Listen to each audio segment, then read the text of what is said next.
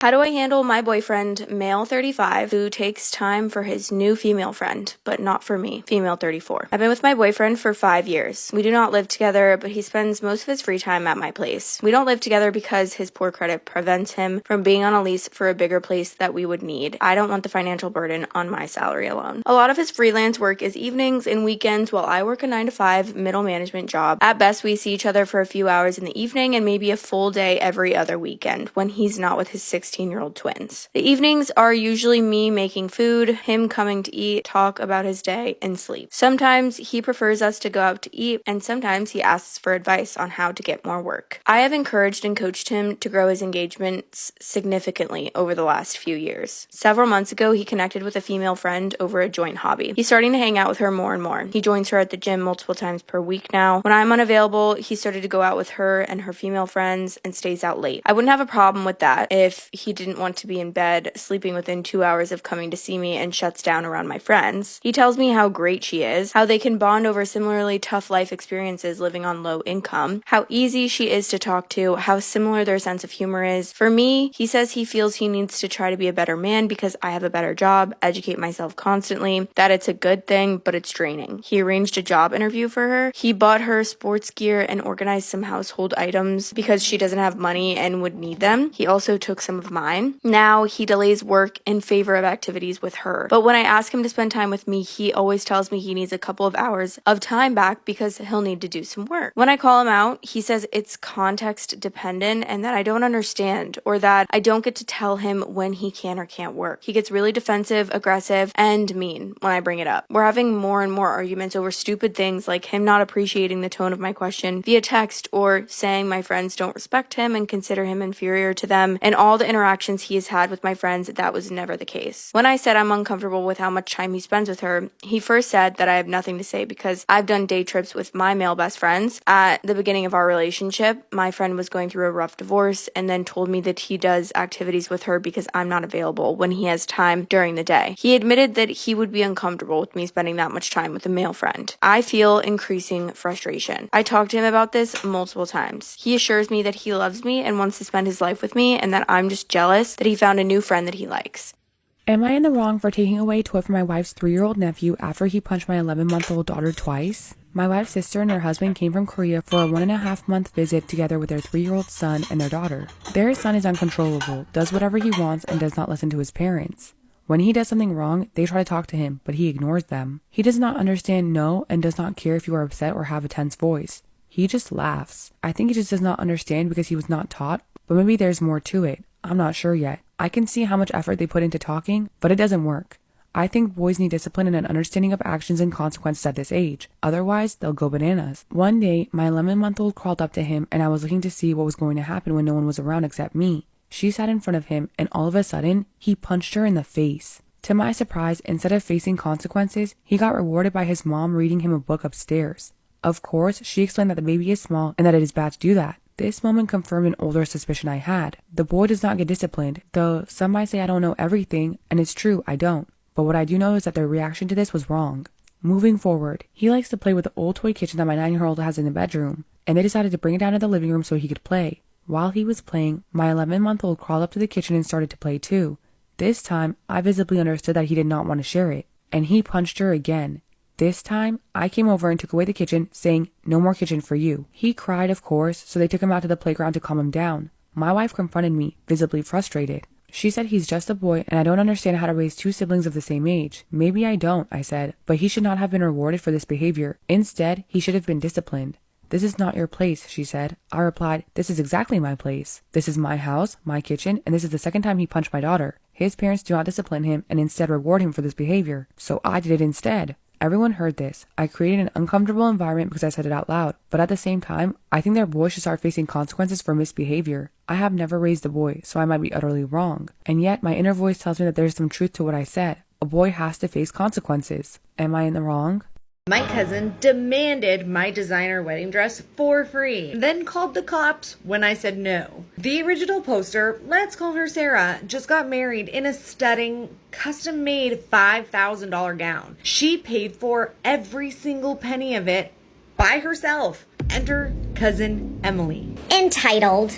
Emily gets engaged 2 weeks after Sarah's wedding. She messages Sarah like, "Hey babe, love the dress. Since you're done with it, I'll come pick it up on Tuesday so I can wear it for my wedding. Saves me a ton of cash." excuse me? The absolute audacity. She didn't ask to borrow it. She informed her she was taking a $5,000 custom gown. Sarah politely replies, "Sorry, Emily, I'm actually preserving it to keep it as an heirloom." You would think a normal human would say, totally understand, right? No, not Emily.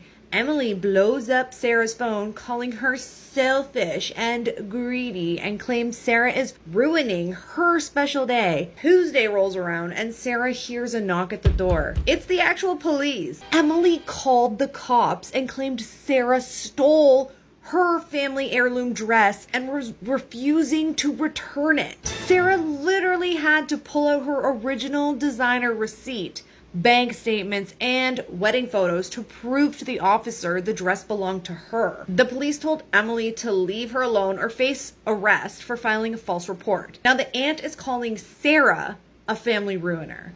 Am I the asshole for leaving a dinner early after my friends made a joke about me? I'm 23 female, and I went out for dinner with 4 of my friends last weekend. We've all known each other for a while, so we're pretty comfortable making fun of each other. At some point, they started talking about how everyone in the group has changed since college. It was mostly harmless until one of them said that I was basically the backup friend of the group because I'm always available when everyone else is busy. Everyone laughed, including me at first, because I didn't want to make it awkward. Then another friend said she's not even offended because she knows that it's true. They started bringing up random times when I'd been left out of plans and joked that I was basically the person they called when someone else canceled. I laughed it off at the table, but honestly, it really got to me. I'm so sorry. You're absolutely not the asshole. These girls are not your friend. They're not your friend. As someone who always feared and then was confirmed to be the backup friend, I know exactly how it feels. I do. And it's not a good feeling. And these girls joking about it, they're not your friends. Jokes are meant to be fucking funny. And there's nothing funny about this. I ended up making an excuse that I wasn't feeling well and left early. Later that night, one of them texted me asking why I was being weird. That's not how you check on your friend. When your friend is at dinner with you and they leave early and they tell you that they don't feel good, you don't text them and ask them why are they being weird unless you know them leaving early was a reaction to something that you were fucking doing. Again, these girls are not your friend. I told her that the jokes actually hurt my feelings, especially because some of what they were joking about was true. She said that I was taking a joke way too seriously and that no one actually thinks that I'm a backup friend.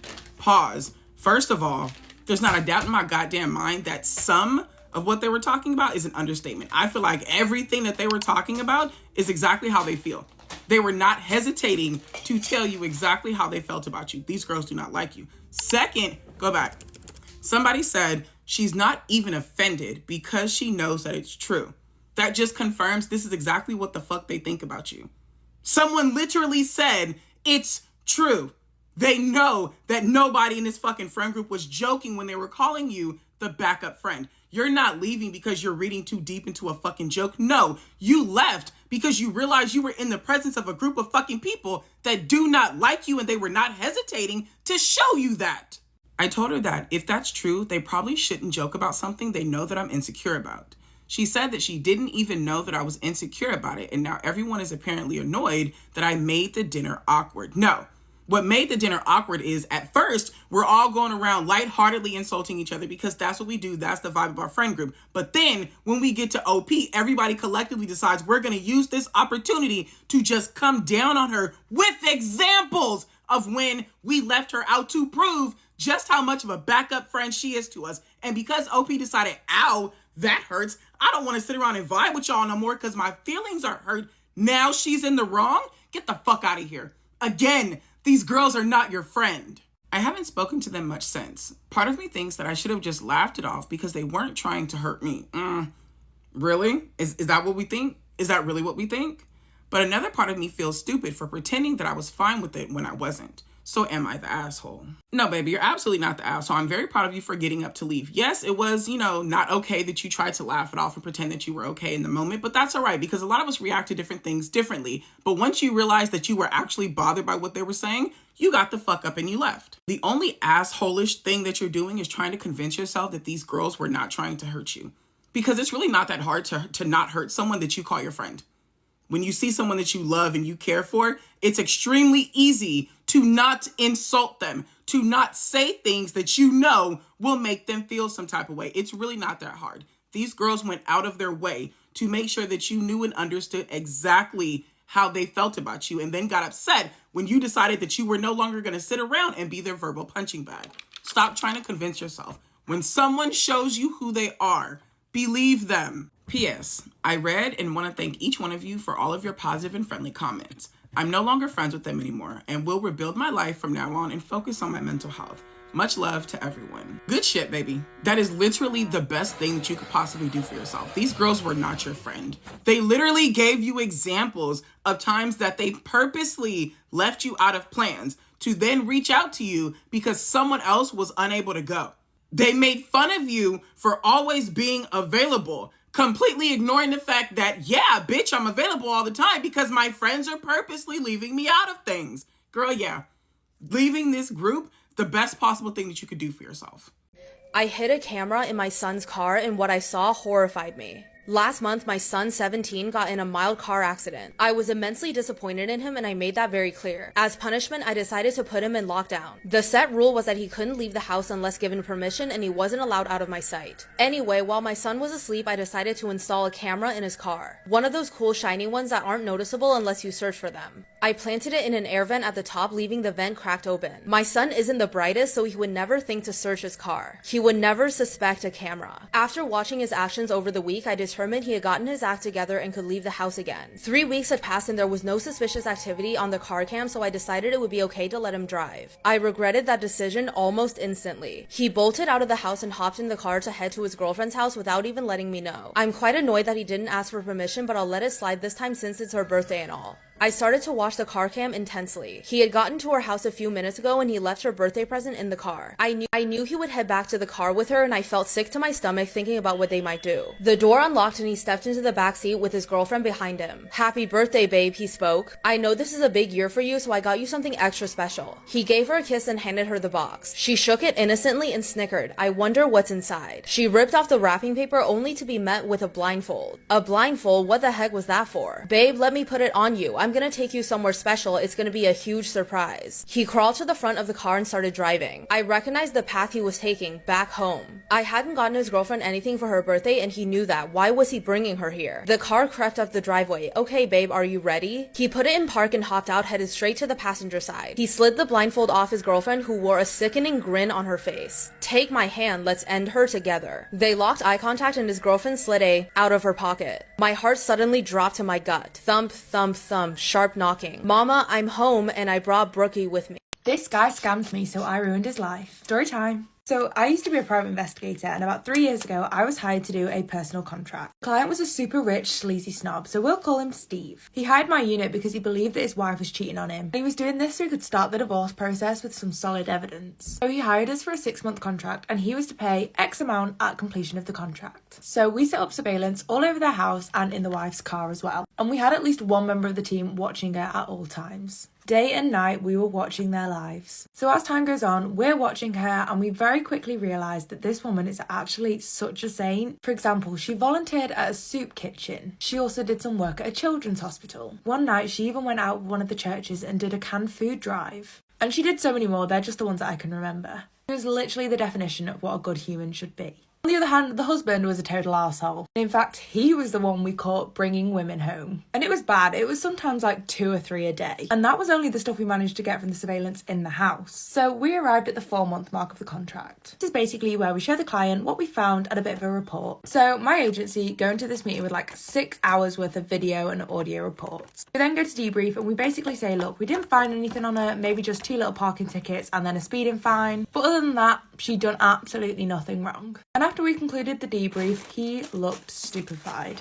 And he turns to us and says, "So you didn't catch her cheating? What the hell was the point of me hiring you then?" Like, weird flex, bro, but okay. So my boss, which is our captain, turns to him with what I can only describe as the most badass stare. "You asked us to follow your wife and now you're mad that your wife is a faithful woman." And Steve became visibly annoyed by this statement, and he stands up and starts getting his jacket ready to leave. And we were like, "Look, there's still 2 months left of the contract, so we'll keep tailing it and see what we can find." And that was when our friend Steve turns around and says, "Don't bother, this is over." He says you can come and pick your equipment up when she's not in the house and get out. So a week later, we went and did just that, and we went to go get our stuff. So with our contract, you pay a small amount at the start as a commission fee, and then you get the rest at the end of the contract. In Steve's case, that's 6 months, so let's fast forward to the payday after the contract finished. So my group gets a call from the office to come in on the next payday because there is an emergency. And it's regarding us, and guess who? Everyone's favourite client, Steve! So we get there and find out that Steve had refused to pay and pulled all funding. So yeah, we were still going to get paid, but we wouldn't get that completion bonus. Naturally, we all left super angry. So we went for lunch and we brainstormed on how we could get even with our best pal Steve. And that was when we remembered that we had the footage of sneaky little slithery snake Steve doing the deed with those other women from his house. So the first thought was blackmail, but that was low and we were better than that. That was when we remembered Steve's wife. So I set a date so that we could sit down with her and explain everything that had happened. So I ended up showing the wife the videos. And, you know, unsurprisingly, she cried for a solid half hour. I think we must have broken her whole world, and it was absolutely gut-wrenching to watch. Gave her a copy of all the evidence and a good lawyer, and we encouraged her to reach out to them. Fast forward another 6 months, I'm beep boop called into court because my company is suing him for fraud, breaking a contract and not paying his fees. Unsurprisingly, we won the case because his lawyer's argument was that we didn't deliver the result he was wanting. Obviously, we're not there to deliver a product, we're there to just observe and record what happens. Anyway, the wife ended up contacting me eventually. She did actually go through with the divorce, and she basically got everything because of all the evidence. She got the house, all of the cars, and a huge payout from him. We actually bumped into each other in a mall about 6 months ago and we caught up over coffee. Anyway, the tea now is that we're now dating. It's so comforting knowing you've got someone there that you can trust.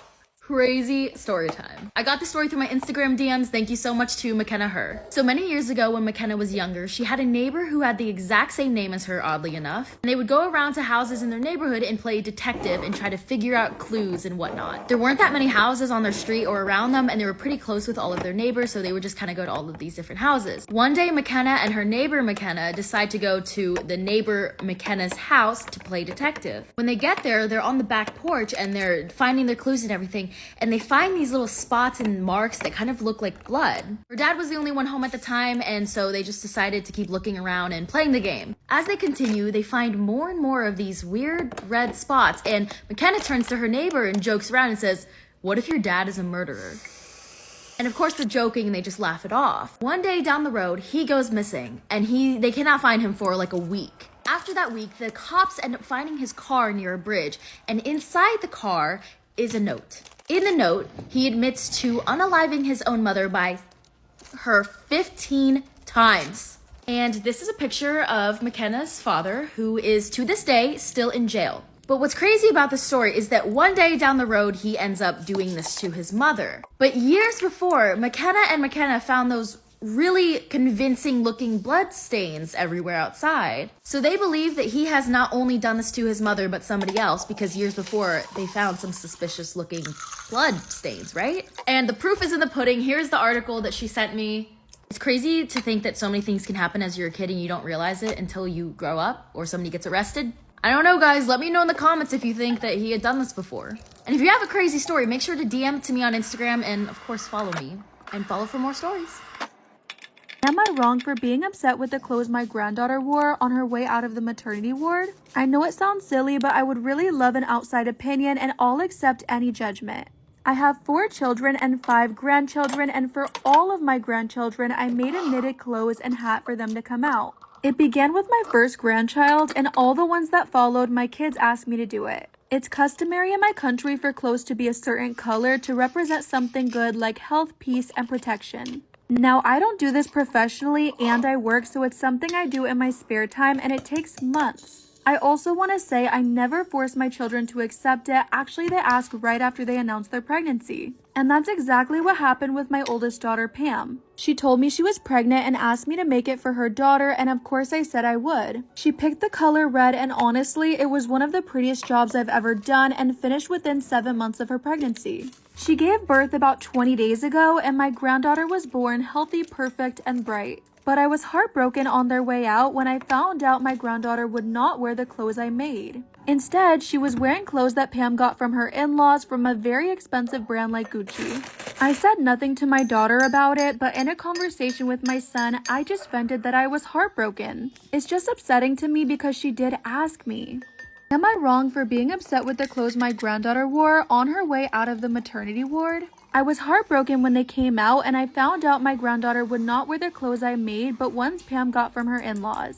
I said nothing to Pam, but in a conversation with my son, I just vented that I was heartbroken and wouldn't have a problem if she didn't ask. And I didn't share this information to expose my daughter, but my son could tell I was kind of down and wanted to know what was wrong. Well, the word spread among my children until it reached Pam in the form of scolding. She angrily called me, saying that she didn't believe I was jealous of another clother and her daughter could wear them anytime. But I decided to make this moment about me and not celebrate my granddaughter's life. To be honest, I'm lost. I'm heartbroken that I've been making something so lovingly for months for a specific moment and not been told at any point she wouldn't use it. My family is divided. Some are criticizing me and others are really on my side. So am I in the wrong for being upset with the clothes my granddaughter wore? Please let me know. I feel like I should share another story, so here's another story. When I first moved to London, I lived in a flat that was a 10-minute walk away from my best friend's flat, and she lived on a high street, and I lived off the high street. So if this is the high street, she lived here, and I lived down the high street and off on a small, quiet street. This one night, I went over to her house for dinner, and after dinner, I had to walk home. It was 10 p.m., most of the walk was on a busy high street, so I figured it was safe. Silly me. So I'm walking home, and then I realized that a man was following me, and I tested it, he was definitely following me. So I started getting freaked out because I was like, I can't walk on my quiet street to my flat with this man following me. That doesn't sound safe. So on the corner of the high street and my street, there was luckily a boutique hotel and there was a doorman outside. So I went up to the doorman and I was like, hi, that man over there is following me. Do you mind just walking me home because I'm scared? And the doorman was really nice. He was like, oh my gosh, yeah, of course. And as the doorman and I were talking, the man who was following me was just like standing there waiting. I have to do a part two. So the hotel doorman starts walking me home, and when we walk, the man who's following me walks. When we stop walking, the man who's following me stops walking. So the doorman was like, why is this guy following you? And I was like, I don't know, he's been doing it for the past like 7-8 minutes. And then the doorman started getting a bit freaked out because it was just very dodgy. Anyway, I made it back to my flat. The doorman watched me walk inside, so he was really, really nice. I'm assuming he made it back to the hotel and he was fine after, just because I didn't hear anything bad on the news. So that's that story. It has a happy ending. I made it back inside safely thanks to a really nice guy who was willing to walk me home.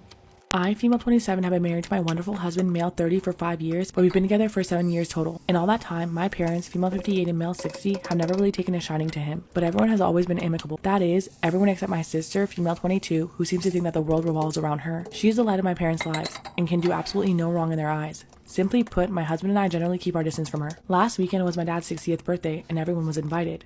My husband and I went knowing that my sister would be there, but we didn't think too much of it. We expected a pleasant evening celebrating my dad. Now it's important to note, before we go further, that my husband follows certain dietary restrictions as part of his religion, which I'm keeping vague, but everyone in the family knows and has been accommodating thus far. Unfortunately, after everyone had eaten dinner, my sister announced that she had specifically asked the caterers to add in some of the restricted food items so that she could test if my husband would even know the difference. To say the least, I was furious. Just for clarification purposes, the restricted ingredients were added into the sauces and there were no noticeable pieces. My husband and I were absolutely appalled and just walked out while my sister yelled that she didn't get the big deal and we need to take the sticks out of our butts. My parents had absolutely nothing to say and just watched. They later texted me that I should consider the fact that my sister is young and didn't know better. I did not respond. I went absolutely no contact with everyone since the party and didn't respond to a single message or phone call, nor did my husband. When my parents showed up at the house, we didn't open the door.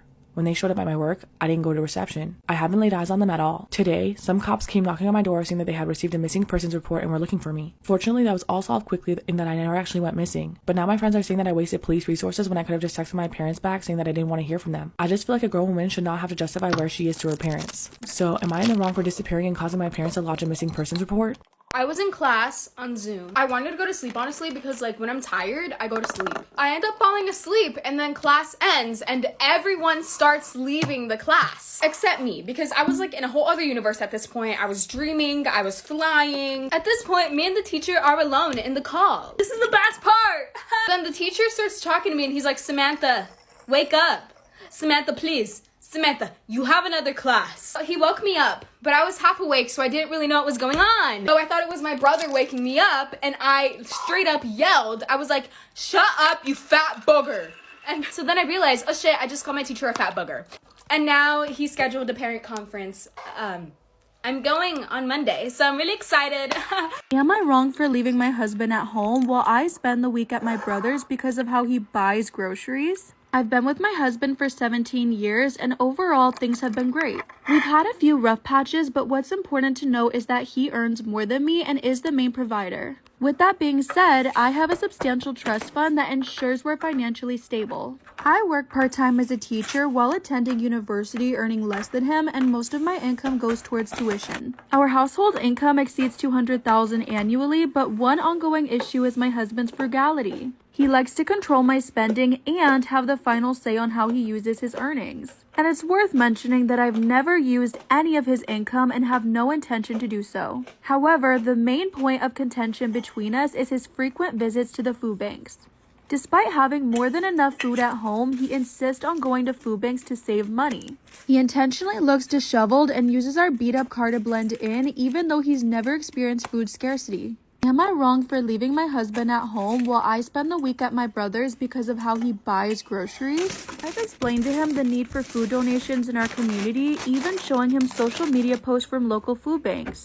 I suggested he volunteer or donate to gain first-hand experience, but he refuses. The unfortunate part is that since we've never been short on food, most of what he brings home ends up getting thrown away. Today, when I looked in our fridge, it was filled with fresh produce and meat that clearly didn't come from a regular grocery store. When I confronted him, he admitted to going to a food bank after seeing a Facebook post about a donation of fresh food. People on social media were already asking if there was any left, and there wasn't. I showed him the comments, but he brushed them off, claiming people should have gone earlier. Exhausted by the situation, I packed a bag and went to stay with my brother to think things through. My husband says I'm overreacting, being vindictive, and threatened to go back to the food banks. His family is also calling me an asshole and urging me to stop interfering. And after I cut my phone off, now they're bombarding my brother.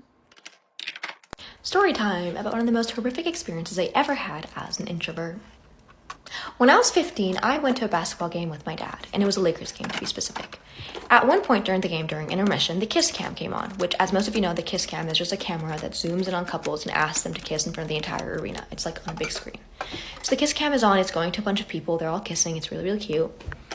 And then at one point, my face and my dad's face was on the kiss cam. So it said kiss with a heart with both of our faces in the heart. So we're kind of there like in shock, but we're like, okay, well, it's going to move on. Because usually when couples don't kiss or people don't kiss, the camera just moves on because it assumes they're not going to kiss. The thing is, the camera didn't move on. And the entire arena started to chant, kiss, kiss, kiss, kiss, kiss.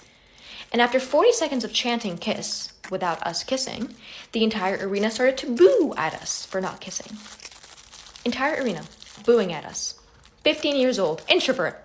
My dad asked to kiss. Am I the arsehole for thinking the prank that my family played on my boyfriend was not that big of a deal? Story time. So my boyfriend, who we will call Steve, is a literal perfection. He's so handsome, kind and caring. One key detail here is that Steve has quite a large facial scar, and my family often jokes about it. My family has a really, really dark humour, and Steve has brought up to me many, many times that he doesn't see it as a joke. He feels as though he is just being insulted on the pretense of dark humour. I told him that it was really, really important that we spend Easter weekend with my family because we spent Christmas at his, so he warned me beforehand that if they made a single comment about his looks, he would be fuming and would probably want to leave. We got there, they are cracking open the wine. Now, after a few hours, my mum and my sister start to bring out these jumpers that has Steve's face printed all over it. Literally everyone was giggling. I obviously thought it was so fun. I thought it was so cute because he's so gorgeous. So it was ironic that they had printed this like gorgeous man on this ugly sweater.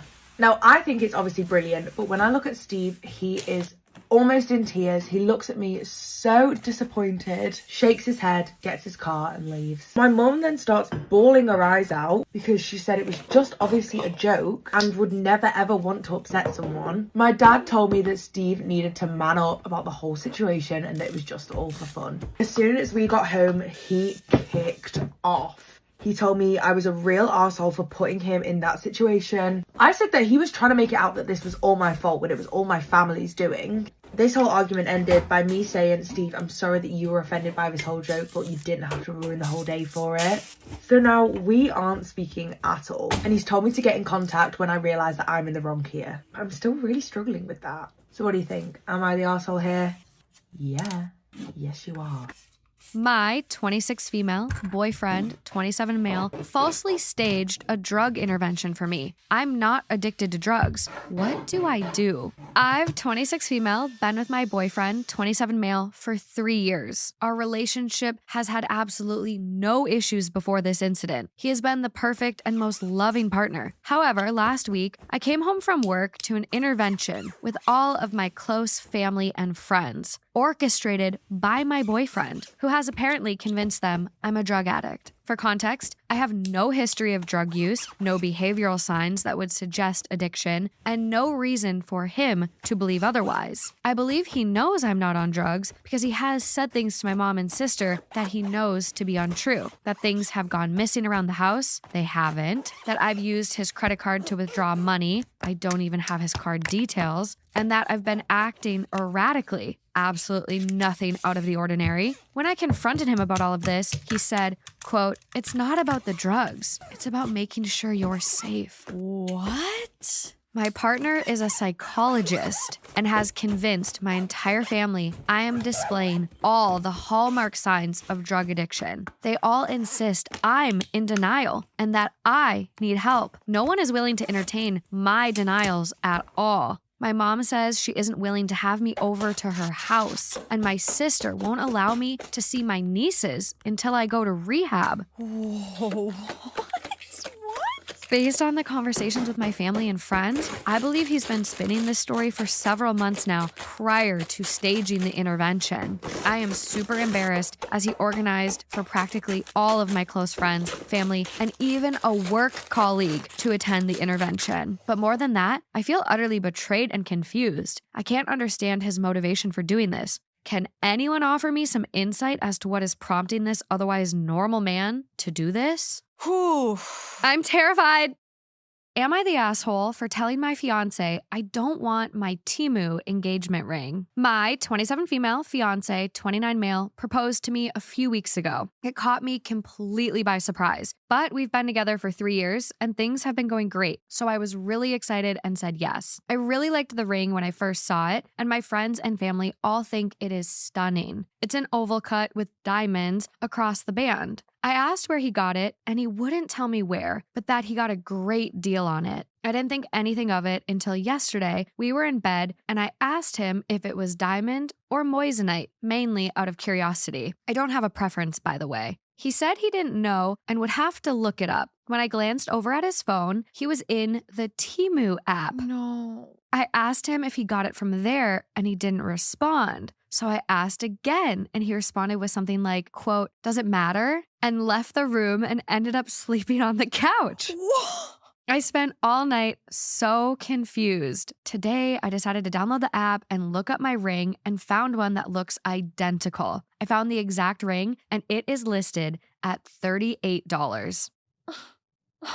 I am mad. He makes good money, $200K a year, and I feel like he could have shelled out some money for a ring better than the one on Temu.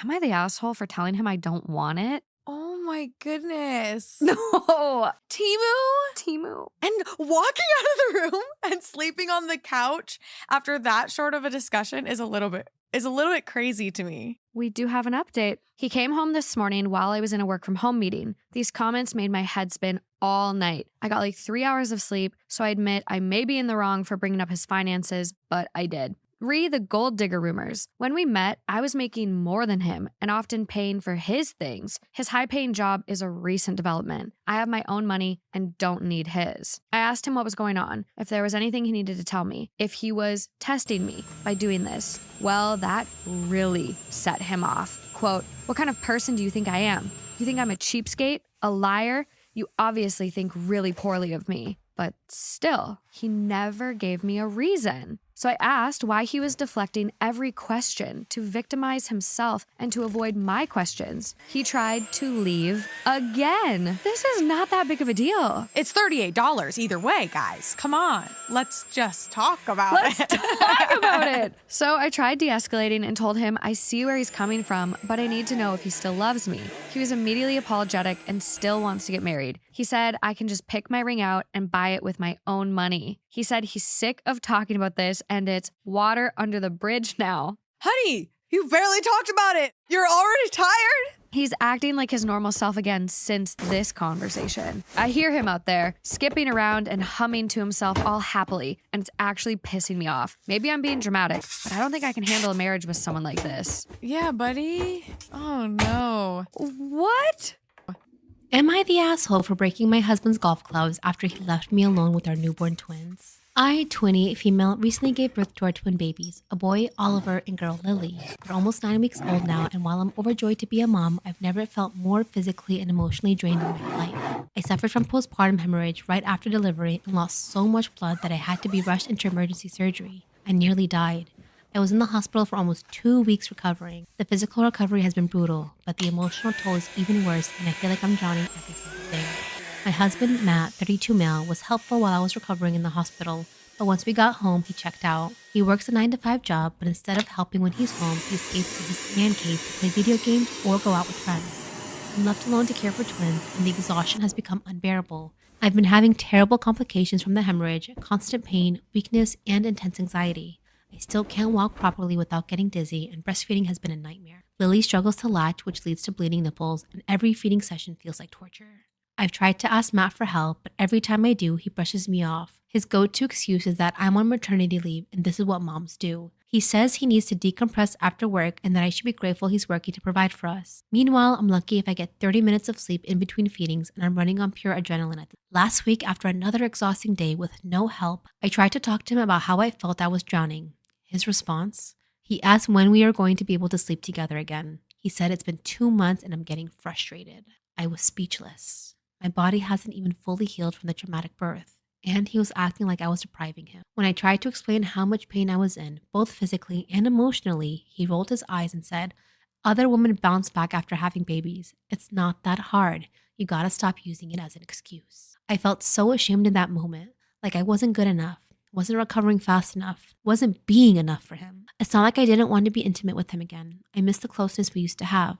But I was still bleeding occasionally, and I could barely walk without wincing. My whole body felt like it was failing me, and instead of being patient or supportive, Matt acted like I was deliberately withholding sex from him. He even tried to initiate it once when I was barely 5 weeks postpartum, and I had to practically beg him to stop because it was too painful. He got frustrated and said, "Come on, it's been long enough," and huffed off like a teenager. Every time I tried to talk to him about how overwhelming things are, he'd steer the conversation back to when we'd be having sex again, like that was the only thing on his mind. This Saturday was my breaking point. The babies had been fussy all night and I hadn't slept more than an hour in 48 hours. I was completely exhausted and with my anemia still making me weak, I could barely stand. The incision from my surgery was throbbing with pain. Matt had left early that morning for a full day of golf with his buddies, despite knowing how rough my night had been. He said he'd be back by noon, but noon came and went and he was still out. He was golfing at a course that was only an hour away, so I figured if things got too bad, he'd come home. Around 4 p.m., I was trying to feed Oliver while Lily was crying. My hands were shaking from sheer exhaustion, and in that moment, I almost dropped Oliver. I caught him just in time, but it scared me so badly that I collapsed on the floor in tears. I texted Matt begging him to come home, telling him I was scared and overwhelmed. His response? "Just put them in their cribs and rest. I'll be home later." This man hates you. This man hates you. Later turned into 9 p.m., by which time I was a complete mess. I had been alone with the twins all day with no help, no food, and no sleep. When Matt finally walked through the door, he didn't seem to care at all. He saw me sitting on the floor with the twins, still crying, and giggled. Yes, giggled. He looked down on me, smiling like it was all some kind of joke and said, "You're being overdramatic. You should have just handled it." I saw red. His smug, dismissive little giggle was the final straw. In a blind rage, I grabbed his beloved golf clubs, the one he's obsessed with, and smashed them against the floor. I broke 2 of them before Matt even realized what was happening. He started screaming at me, calling me crazy and psycho for breaking something so expensive and accusing me of losing it. After that, he stormed out of the house and spent the night at a friend's place. His best friend has been texting me and calling me a psycho and saying I'm unhinged for destroying his clubs. He told me I owe Matt a huge apology for. Oh my goodness, a woman, you what? He told me I owe Matt a huge apology for overreacting and that he's been trying his best. But has he? I'm here day after day struggling to keep it together with 2 newborns while still recovering from a traumatic birth. I've been so weak that I've nearly dropped my baby and Matt hasn't been around to help. He works during the week and I understand that, but every weekend he's out golfing or with his buddies. And whenever he comes back from work, he's either watching sports or playing online games. I haven't had more than 2 hours of sleep at a time in weeks. I feel like I'm drowning. I'm starting to feel like maybe I did overreact, but at the same time, I'm so angry that he doesn't seem to care about how hard things have been for me. Am I the asshole for breaking his golf clubs? The question should be like, how should I leave him? Should I have left him sooner? How do I get out of this abusive relationship? This is a very mentally abusive relationship you're in. Oh my God, you could have impaled him with those golf clubs and I wouldn't blame you. He laughed at your pain, babe. He literally laughed at your pain. The man who's supposed to be like your best friend, your partner in this world, in the next world, like the father of your children laughed at your pain. Move out, leave him. This is way beyond repair. I'm just like, do you guys not have these conversations before marriage? Like, hey, when we have kids, what are your expectations? Am I going to be the full time? Like, what is that? Do I need to bring my mom? Do I need my sister? Like, what is your role going to be in this? You know? Oh my goodness. I would honestly, like, I don't like when people bring family into this, but this is something where you need to like all 4 parents and say, hey guys, I can't do this. I need to go. And the fact that he ran away after he had such a rough day, went to his friend's house. Don't ever, if you're one of your bitch ass friends ever text me, ew, don't even ever come back to me. Never. Don't ever spill our relationship problems to your friend and then you're too much of a pussy to come talk to me and your friend's like, you should apologize. Blah, blah, blah. No. Oh my God, this is so sad. I pray that you get the help that you need and you deserve when you leave, even though it's hard. 9 weeks is very young. Break all the golf clubs. 2 was not enough.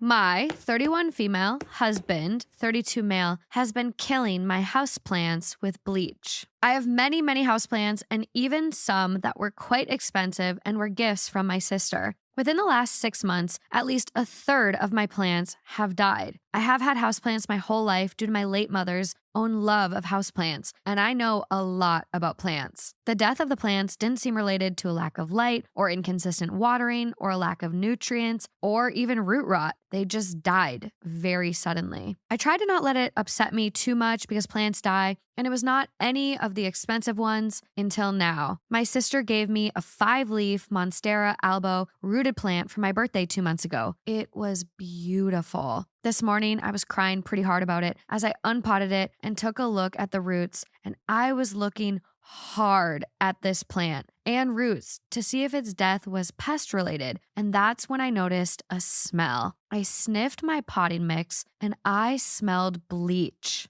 The only other adult person in my home with unlimited and unobserved access to my plants is my husband. I wasn't able to talk to him for several hours, but when I could speak to him, I very calmly but very directly asked if he had done something to my plants. He denied it at first. I said I smelled bleach in the potting mix of the albo my sister had gotten me, and that the only other person that could have put it in there was him, and he caved. He said he was putting small amounts of bleach into the fertilizer water jugs I prepare. I started crying. I asked him why. Why would you do this? You know I love these plants. Why would you destroy them? He didn't really answer, nor did he really apologize. The trust I had in him is absolutely gone. I think maybe counseling can help us, but he is the one that did this. But I'm the one that would have to set up the counseling. The angry part of me just wants to be done with the relationship. I know that might seem overboard as we are married and share a child, but I feel now that I'm not safe around my husband. What do I do? Leave. I'm freaked out. This is creepy stuff. Why do you just kill all these plants? Bleach? Why are you putting bleach in stuff? What else are you putting bleach in? Are you putting bleach in my food? And not to be apologetic, not to have an answer. Not to apologize? This scares me. This is terrifying. Edit number 1. After our conversation yesterday, I needed space. I spent the night in my daughter's room on a trundle bed. I'm going to text my husband today. He usually communicates easier and opens up more via text rather than face to face. I'm going to ask for a reason and I'll see what he says. Edit 2. My husband won't be welcome in my home anymore, and I need to find a lawyer ASAP on Monday. I did text him, and he admitted again to putting bleach in my fertilizer water. He says it wasn't every jug I ever made, so that explains why it wasn't all my plants dying, but randomly over the past 6 months. His exact words were that I deserved to be knocked down a peg. What the fuck? After the text communication, I went home from work early and I entered his office. I usually respect his space, absolutely. I don't even go in there to grab dirty dishes. I don't know what I was looking for, but the hundreds of comments saying he was working up to something worse or already doing something else really worried me. I went in there and I found a drawer full of my daughter's dolls and dollhouse furniture and little toys. I bought her that dollhouse for her 4th birthday last year and she loved it. She takes such good care of her toys, but something always ends up missing, and it's always my husband who notices. He lectures her about keeping track of her things and how he won't let her play with her dollhouse if she keeps losing things. He keeps going until she starts to sob. When I hear this going on, I always step in and ask him to take a break. I assumed he was losing his cool. I've told him this is not how to deal with this with a kid, and he says he just wants her to grow up responsible. I now see it was some weird scheme or setup or something. He would steal the stuff and stash it away and point out it was gone to berate our daughter until she cried. My sister and her husband's dad came over this afternoon and they've changed the locks. I've texted him to tell him he isn't coming back and that he can come on Saturday morning to grab his essential things, but that my brother-in-law and another man would be there to watch. Sorry if this is unclear or things seem missing. This Reddit post isn't really my priority. I will probably not be updating again. Thank you to everyone worried about my safety. We have an update. What? Trigger warning for this update. It does contain talks of domestic violence. This update comes 6 months later. I've recently got some messages asking me for an update and to let the internet know I'm safe. My daughter and I are both safe. Without getting into too much detail, but to satiate the curious, my husband, the man I thought I knew, has changed so much that I think of it like him ripping off a mask. He has sworn at me, screamed at me, and pushed me to the ground twice and kicked me in the face. Our entire marriage, I was never ever afraid of physical violence from this man. The police have been involved. Divorce is still in progress. After an initial period of intense anger, my husband seemingly stopped caring at all. He said he doesn't want any custody and he wants to give up his parental rights of our daughter. He doesn't see her. In the last month, I have heard he actually has a new girlfriend. His parents still talk to me. I was on good terms with his mom. Also, a friend of my husband's, who has been friends with him since college, reached out to me to ask what is going on. We texted. He says my husband has ghosted that entire group of friends he still had after someone in the group called him out for some of his asshole-ish behavior. One positive thing that is also sad is that my daughter is bright and wonderful. There has been such a profound change to her behavior since her dad has been gone. She's happy and silly and joyful. I guess there's been a change in both her and my behavior. I think of it like the frog in the boiling pot. I was sitting there boiling to my death and never realized. We lived in a house of walking on eggshells. If my husband was upset, he would infect the house with hostility. I'm not sure I can describe it. I was constantly on guard and never able to relax. I was not afraid of physical violence though, so I don't want to describe it as something more serious than it was. Thank you all for making me realize I was in that boiling pot. This sub says I need to pose a question to post. What can I do for my daughter to let her know she's safe and loved always? I know I failed her whenever I heard her dad yelling at her about the dollhouse. I can say I tried to step in at all times when I heard it going on, but that doesn't seem enough. I feel so guilty. She is on a waiting list for therapy. Our structure is still the same. She looks like she's thriving, but I just don't know. My girlfriend is upset because I recently asked her to be my girlfriend. Advice? So I, 29 male, met Lucy, 28 female, after she approached me as a fan of my work. I'm a painter, and she talked to me during the exhibition about how much she connected with my art. I'm a very introverted and private person, so I don't talk to many people, nor do I feel the need to, but Lucy caught my attention. After a few months of talking almost every day, I found out we shared common interests like comics, music, and other things. Eventually, I invited her to my house. From that point on, we kept dating, and now it's almost been 2 years. Lately, she's been insisting on going on more dates, trips, and especially on me asking her to be my girlfriend. She used to ask me constantly, when are you going to ask the question? We even had arguments about it because I wanted it to be special, but I just couldn't find the right way to do it. She met my family, I met hers, and I know she referred to me as her boyfriend. But on my side, I still call her Lucy because she is my partner and I hadn't formally considered her my girlfriend, although I do love her. I like to take things slow, so I don't feel the need to rush certain things like commitment. She's been with you for 2 years and you don't know if you want her to be your girlfriend, but you love her? Very contradicting statements. is you hear guys all the time say like, yo, when you know, this is the girl I want to be with. And you're nervous about calling her your girlfriend. Why? There were struggles in our relationship because she's very clingy and energetic and I'm more calm. She would call me pet names, which made me uncomfortable, and she always had new ideas for me. She even helped me apply some of those ideas to my work, but at times it felt like she was pressuring me to do more or getting too involved in my projects. This has nothing to do with why she's not your girlfriend. That is just a relationship issue, and you just say, hey, back up, work and my personal life are separate. Don't involve yourself when it comes to this. There's a way you can have that conversation. Like a month ago, I discovered that she had contacted some art galleries to inquire about exhibiting my work, which led to an argument. Sure, I had mentioned wanting to do that in the future, but I don't feel ready. I just think she's a nice person, and you're just very uncertain, uncommitted. That argument led to her having a meltdown. She told me that I always say I'll do things in the future and that years have passed, yet I was still in the same trying to help you excel. If you don't want that, you have that conversation. That has nothing to do with why you don't want to make her your girlfriend. You say, hey, babe, I appreciate your input, but I'm at a different spot than you think I am, and I'm truly just doing this as a hobby, and I don't want to, really do all that. She probably thinks your work is great and thinks you deserve to be a star in what you do. That's why she's pushy in that. But if you don't want that, that's... I think I have to dump my boyfriend because he forgot me at the airport. Now my boyfriend and I, let's call him Mark, have been dating for a little over a year, but for the past 5 months, we've been long distance because of his job.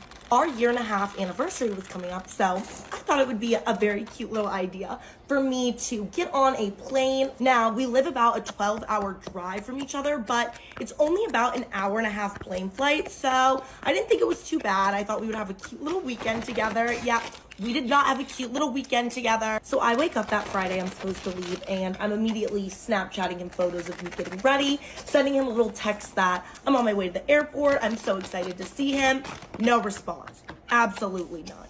And I'm like, yeah, this is fine. I kind of wanted him to be so excited that I was coming that he could barely sleep, but I guess that's not really him. He is a pretty deep sleeper. So I assumed that he was just gonna set his alarm for the time he needed to wake up to get me.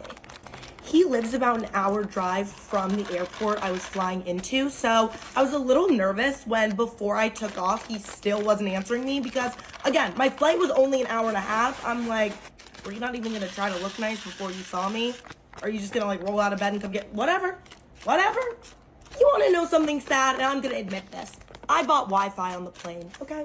I bought Wi-Fi on the plane just in case he texted me when I was in the air flying, but still, no text from him. Then, when I land, I text him again that I landed. Guess what? Surprise, surprise. He does not respond. But you know what I tell myself? I say, he's probably doing this on purpose. He knows me, and he knows that I would be bothered if he didn't text me back. So he's probably just messing with me, just to surprise me when I walk through the arrivals gate. That must be it. There could be no other explanation, because there's no way he forgot about me, right? I take my time walking to the baggage claim, okay? I wanted to give him all the time in the world to get there. So I'm walking like an actual turtle to get there. And when I finally do, I walk out the arrivals gate, absolutely nothing. He wasn't there. Nowhere to be found. I am looking everywhere. I'm on my tiptoes, looking around. Yeah, he is not there. And to make matters worse, there were 8 boyfriends there with giant bouquets of roses to surprise their girlfriends. I was like, today of all days, can you guys have not done this at a different terminal? So I begin to call Mark over and over and over again. Yep, no reply. This man is not answering me at all. So I decide that I am sick of waiting for him at the airport. I'm also sick of seeing all these men surprise their girlfriends, and I need to get out of there. So I Uber myself to a cute little restaurant with an outdoor bar. I grab myself a little drink, some chips and guac, and I just hang out by myself. That's when I get a text message from Mark. You heard that right. A text message. Not a call, a text message. And this came about 2 hours after I'd landed, and it read, "Hey, my bad. Forgot to set an alarm last night and I fell asleep. Should I come grab you now? Should I come grab you now? You should have come and grabbed me 2 hours ago. Actually, you should have been there an 1.5 hours ago, just in case my plane came in early, Marky." So I respond, and I wanted to know why he was up so late, okay? Was he volunteering for charity? Was he helping his mother out with something? No, he was up late playing video games. Your girlfriend is taking all this time to come in and see you for your anniversary, and you don't even have the respect for her to get a good night's sleep. He was up all night playing video games with the boys. That made me even more upset. I just felt so betrayed and so disrespected. Like, how much do you care about me if you literally aren't even prioritizing me coming to visit you when you never get to see me? Like, it's not like you see me every single week. We hadn't seen each other in 2.5 months at this point. It was the fact that he was being so nonchalant about this whole thing. Like, he still had not even called me on the phone to apologize. He was just acting like this wasn't a big deal, like my time wasn't worth anything to him. This is not the kind of man I want. What did I do? I Ubered myself right back to the airport, and I changed my flight to go right back home. I did not want to deal with this man. I am not going to stay and spend the weekend with a man that doesn't value or respect my time. I was going to go home and spend the weekend with my friends and with people that actually valued my time and love me. He just kept texting me saying, okay, stop being like this. When can I pick you up? What terminal are you at? Yeah. He didn't even know my flight number, okay? He didn't even know my flight number this time, so he wouldn't even know where in the airport to pick me up. I didn't respond till I was on the next flight home, and I responded, thanks for an amazing weekend, but I'm already on the plane on my way back. See you next time. Now it was his turn to call me over and over and over again. But I just put my phone on airplane mode and ignored everything. When I landed, I had so many missed text messages from him. His mood was changing from angry to upset to apologetic, just trying anything he could. I really saw him go through this emotional realization that I wasn't kidding and I was really on the flight. Now he wants to fly to me so that we can figure this out, but I don't know if I want to. This was just the most disrespectful thing, and it showed how little he cares about me. I know it was only picking me up from the airport, but what happens next time I really need him for something? I don't know. I just don't think that's the kind of man I want to be with. Here are some things that I would tell my 18-year-old self. Only 24 now, but a bitch has lived a lot of life, like too much fucking life in that time. And these are just some things that I'm like, I wish my 18-year-old self would have known this. You refuse to let go of someone who's no longer supposed to be in your life. The universe is gonna do whatever they have to get that person out of your life. Get a high yield savings account, bitch. And don't touch the money that you put in there. You are gonna thank God one day that man that you wanted to marry so badly was not the one. And the next one after that. Let go of toxic and negative friendships. If they're meant to come back into your life, they will. And they did. Loving yourself and hating yourself. Take the same amount of energy and effort and dedication. Choose to love yourself. You'll be a lot fucking happier that way. Go to therapy. You are not as healed as you think you are, and it'll be the best thing you can do for yourself. You can't go through the things that you've been through and just expect yourself to be fine and healed. Therapy will help you actually heal from the trauma that you didn't deserve. You have to convince someone to love you.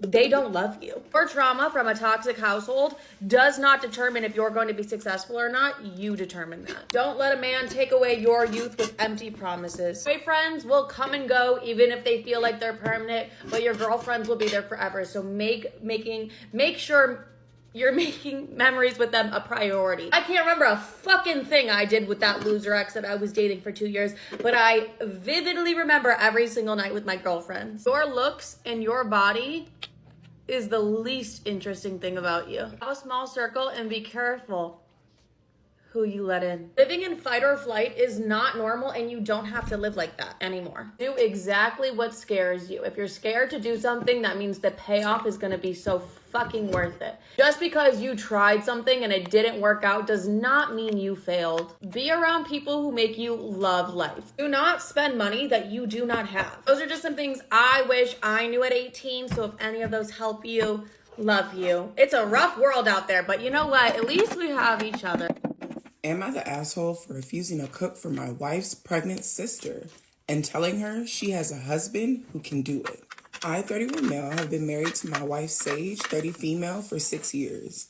We have 2 kids together. I'm a chef and I love to cook, but generally we take turns cooking so neither of us gets burned out or start to feel like it's a chore. This is especially helpful when we host others because allergies are big in our families. When my wife was pregnant, though, I cooked for her all the time because pregnancy was not easy for Sage, and I wanted her to be able to relax and enjoy food instead of being too tired to cook or eat. This is how she was in the very early stages of her first pregnancy. Everyone knew about it. But Sage's sister, Gwen, 34 female, brought it up an excessive amount and said she couldn't believe Sage was getting waited on during her pregnancy and that a dude would do that for his wife. I can't believe her husband loves her so much that he's cooking for her to make sure she's not too tired to cook or too sick to eat. Gwen,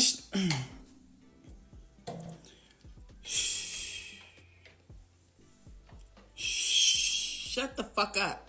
It was a touch annoying how often she brought it up. Now Gwen is pregnant with her first child. She called out of the blue after her pregnancy announcement to say I should cook and send meals over for her like I did for Sage. You mean his wife? Where your husband at? At first, I thought she was trying and failing to be funny. But no, she was serious as a heart attack. I told her I wasn't cooking for her, and I brought up how random and inappropriate it was asking like that.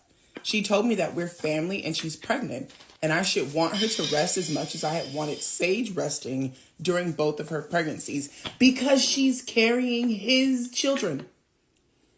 He made vows to love, honor, and protect her.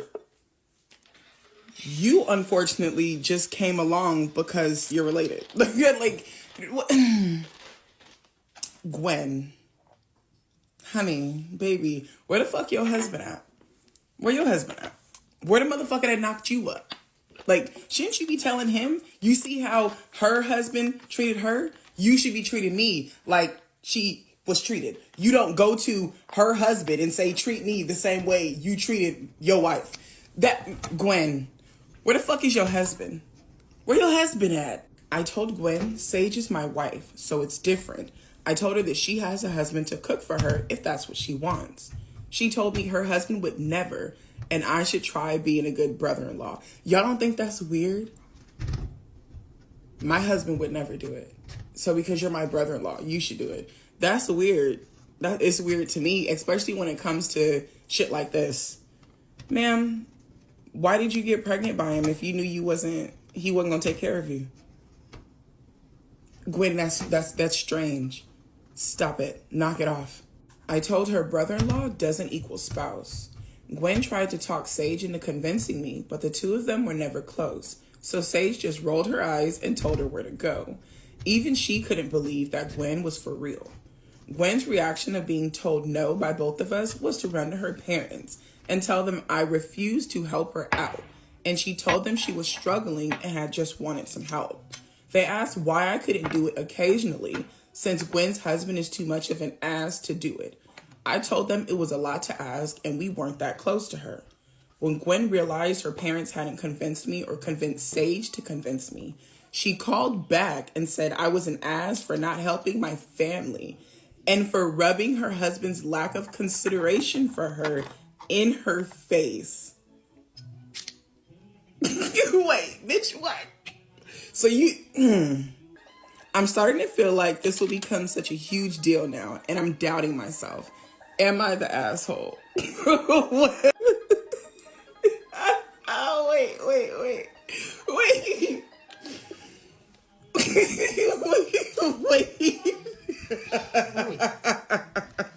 I need some of whatever the fuck Gwen is smoking on. I do. I need a lot of, honestly, I don't want it. If it's gonna have me this goddamn delusional, I don't want it. I don't fucking, cause are you fucking serious? Like, you're an asshole for rubbing my husband's lack of consideration for me in my face. Bitch, if it walked like a duck and it quacked like a goddamn duck, because nobody on this side said anything about it. No one said anything about it. I asked you, why didn't you ask your husband? You said your husband would never. You're rubbing his lack of consideration for you in your fucking face by asking somebody else's husband to wait on you hand and fucking foot because your husband won't do it. Bitch, did you know that you can buy entire fucking meals from restaurants and hear me out? They'll even bring it to you. Bitch, you right there. You right fucking there. But no, you want to be delusional as fuck thinking that somebody owes you something because your husband sucks. The man you chose to marry and then let impregnate you sucks. You knew he sucked. You walked yourself right into this situation, and now it's everybody else's fault. Bitch. Okay. Y'all, I was so fucking mad. I went off on Gwen. I forgot to talk to OP. OP, no, you're not the asshole. Your sister-in-law is weird as fuck. Am I the asshole for telling my mother-in-law she won't be seeing my baby after throwing a baby shower for herself? My husband and I are expecting our first child. We moved to be closer to his family. I'm not in contact with mine. My mother-in-law has been referring to the baby as her baby this entire time. She will say things like, I can't wait for my baby to be born. My baby is going to be so loved. This rubs me the wrong way for reasons I cannot explain, but my husband is telling me to ignore her. That also rubs me the wrong way for reasons I can explain, but I won't. Let's keep reading. My mother-in-law wanted to throw me a baby shower and invite her friends. She said they had made an agreement a long time ago that they would celebrate each other's kids' weddings and births. My husband and I are eloped and declined a reception for her friends since we don't know them. My mother-in-law told me that I owed it to her and to let her throw the baby shower since I hurt her friends' feelings by not having the wedding reception. Okay. I asked if I could invite my friends and she said no, that this was for her friends and that if my friends wanted to throw me a shower they could. I reluctantly agreed. You're better than I am. My husband and I spent hours on our registry and my mother-in-law asked for it so she could share it with her friends. She said she forwarded the registry on. She asked me what design I wanted on my cake and cookies. I told her flowers because I am decorating the nursery in a garden theme. Very cute. At the shower, they provided me with a mother-to-be sash and my mother-in-law with a granny-to-be sash to wear. It's pretty cute. I noticed that the theme of the shower was circus animals. The cake had an elephant and balloons on it, and the cookies were animals. At first, I thought that maybe the floral theme was just too difficult, so I rolled with it until it was time to open presents. Every present was some sort of circus animal. Oh no. Onesies, blankets, toys, nothing on my registry. I was a little confused and even went so far to check my registry again to make sure I hadn't goofed up and changed everything. I thanked everyone for their gifts and tried to sound as gracious as possible, but I was so confused. My husband, who is a little less tactful than I am, showed up at the end of the shower and noticed the theme right away. He goes, "What's up with all the circus animals?" He looks at the presents and says, "This isn't what we asked for." Good for him. Then he looked at his mom and goes, "Mom, what did you do?" She smiled and said, "I didn't like the theme you chose for my baby." No, ma'am. I'm going to decorate my baby's nursery at my house with circus animals, so I created a registry for myself. My husband said, "You did what?" She says, "My baby is going to need a room at my house, so I threw a shower for myself." I lost my composure and told her that she would not see my baby and to stop calling the baby hers, and my husband told his mom that she's delusional if she thinks we're going to allow this. She started crying and said we are just withholding her baby from her. Is this woman okay? I'm actually a little concerned about her. Like, not in a funny way, like I actually am like, is she having a hard time aging, you know? We've been getting texts from his family since the shower calling us selfish and ungrateful and saying we ruined her joy of being a grandma. Are we the assholes? A random guy helped me with my bags at the airport one time, and he pointed out that something was vibrating within my suitcase.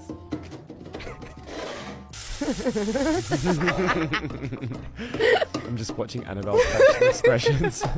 So what was vibrating, Annabelle? It was a vibrator. ... a vibrator. I just needed to hear you say it out of your mouth.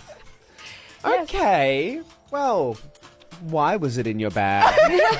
Wait, where were you going? This was on my most recent trip home from China and Vietnam. Mm-hmm. My time in Vietnam was alone. It was a week, but I'm lonesome. Hey, I get it. So I thought I'd better pack my trusty old vibrator. 100%. I have no name for her, him. And so Walk us through the moment that the vibration was discovered. Right. So I saw it on the what's it called? The carousel? The carousel. Yep. I saw it on the carousel and I was like, oh Jesus Christ. And I was approaching and it looked like I was concerned, obviously. So some guy was like, oh, do you want me to help you? Because I was like, oh, a bit clunkily trying to like attack the suitcase in a way where I could lift it and I couldn't. So he helped me.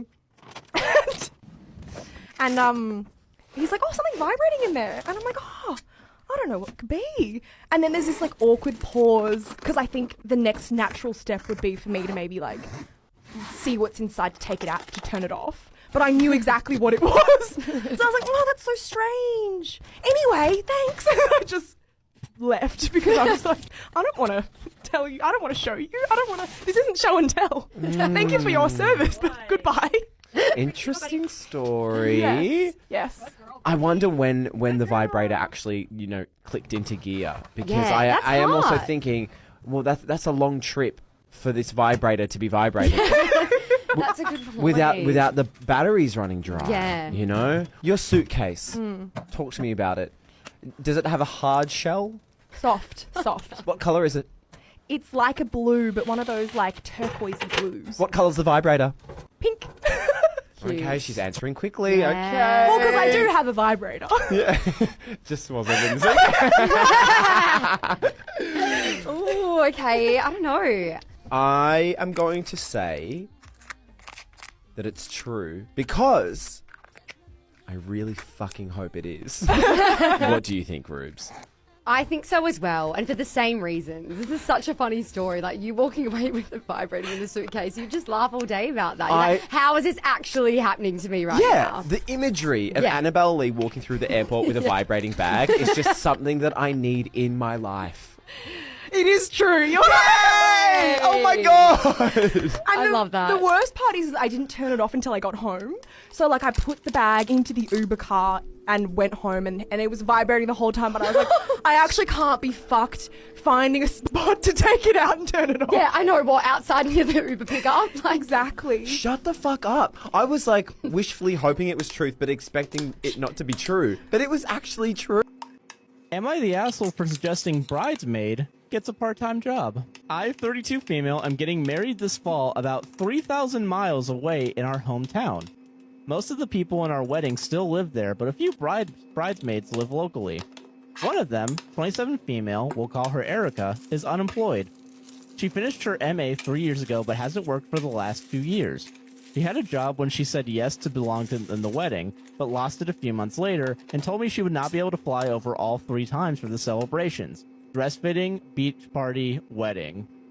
And would only be able to fly over for the wedding. That makes sense. Yeah, I feel like, 3 different maybe trips. dress fitting sucks, but like, At least you can make the wedding, yeah. 3, I wouldn't be able to. I said that was fine and decided to move the beach weekend to an area a few hours from us and have the rest of my bridesmaids fly in for that, since they won't have to travel for the wedding. I mentioned that since they were flying in, she and the other 2 local bridesmaids would be responsible for more expenses to even it out. Erica told me that she was happy to be able to come to the beach party now, but that her situation hasn't changed, and that she still is on a tight budget. She moved back in with her grandparents and has no expenses. But also no job, so I don't know why. Yeah, that makes sense. Yeah. I don't understand why she can't do something to make money during the day if the wedding expenses are such a burden to her. When I mentioned it to her, she looked shocked and got super embarrassed. She told me that she doesn't have time during the day to work because she's working on an art thing for a show coming up, but that's not until after my wedding. She even got to the point of tearing up and telling me how little is in her bank account, which I thought was pretty weird and manipulative. Oh my god. How would you handle this? Am I being a bridezilla, or how would you explain to her that these are the bare minimum duties as a bridesmaid? I just think you're lame. Sorry, man. Yeah. I just think you're not a good friend to her. Am I the asshole for telling my sister that she can find somewhere else to stay if she can't take seeing my daughter? Disclaimer, this is not my story. I, 27 female, have a 5-year-old foster daughter named May. She has been with me for around 8 months now, and I love her to pieces. I'm considering adopting her. My sister, 31 female Kate, recently suffered a miscarriage and it took a real toll on her marriage. She's getting divorced from her husband and has been staying with me because she can't bear to live with him right now. Kate, however, has been a horrible guest to May. Every time May asks her for something or talks to her, Kate will burst into tears or yell at her. Kate is a great sister to me, and I understand that she's grieving, but that doesn't mean she can lash out at May for simply existing. I've told her off multiple times for yelling at May, but it all came to a head when I confronted her this morning. May had asked Kate if she could move so she could get a snack from the cabinet. Kate snapped at her and said, "Wait for a damn second, brat." I overheard from the living room and made Kate move out of the way and told her to apologize to May. Kate burst into tears, saying that she just couldn't take having May here as a reminder of what she's lost. I told her she's a grown adult and should know better than to bully a child for her own problems. I told May to go to her room real quick, and Kate and I got into a huge argument. I ended up telling her if she couldn't take seeing my foster daughter, she could find somewhere else to stay. She left to our parents' house and told them everything. I've been getting messages from her all day now. She told me I'm a horrible sister and said that she was grieving and asked how I could put someone else's kid over hers. I think that's a disgusting thing to send to anyone. Personally, I think she's being insensitive to me and my daughter's relationship. According to my mom, she's been crying for hours and won't stop talking about how I'm such a monster for not thinking of her feelings. I just don't think she has a right to yell at my kid because she lost hers. Am I the asshole for picking my dog over my long-term partner? I'm just gonna say no. I, 26 female, have been with my partner for just over 5 years. Before we were together, I went to North Carolina with my family, and part of this was that I had to leave my dog behind. My parents claimed it was their dog as they had paid for him and the food, etc., and would not allow me to take it. This caused me massive separation anxiety that therapy has helped with, but I decided I would never have a pet again. Dang. When me and my partner met, we both agreed that we wanted to be child and pet free. I have recently had a call from my family saying that my parents are unwell and are unable to look after my dog, and no other family will take him in, so obviously I agreed to take him. God, I hope your family's okay. My partner is pissed. He hates dogs. Red flag. I told him that I'm not giving up my fur baby and he either needs to accept him or move out. He is now staying at a friend's and is refusing to pay his share of the rent. I think this is justified. A couple of years ago, he came home with a goldfish out of nowhere. It caused a big argument at the time, but we got through it. No, you're not comparing a goldfish to a dog. I told him this is no different and he needs to accept it. Am I the asshole? Am I the asshole for telling my dad there will be no making up for missing my high school graduation? I, 18 male, am graduating high school at the end of the month. My dad dropped the bomb on me 2 nights ago that his stepdaughter has an award ceremony for some competition she entered and won in a different state on that same day, and that she really wants him to be there. He told me he couldn't possibly make it to both since his wife and their children together will be going. He needs to be there too. He told me he would make it up to me and we could celebrate another time. Sir, you are never going to see your son again. And I don't feel bad for you. You are never going to see your son again. You mean to tell me you chose to not go to your son's graduation over your stepdaughter's winning a competition, something that she's gonna be able to do multiple times throughout her fucking life, but you only graduate from high school once in your goddamn life, and you would rather go see her accept an award for a competition that she can enter into next year and participate into again over your son graduating fucking high school, a once in a lifetime milestone. You suck, sir. You're never gonna see your kid again once he leaves. I still live with my dad, not for much longer. My mom died when I was 7, and my dad got married again when I was 11 or 12. It's been a few years anyway. His stepdaughter never knew her bio dad, so my dad has accepted her as his own, and he's prioritized her a lot in the last 5 or 6 years. It doesn't always show in the most obvious ways, but it can be felt. Father and son time was put in an indefinite hiatus, and instead, my dad told me we needed to include her in our time together, but he also spent time with just her for father-daughter time.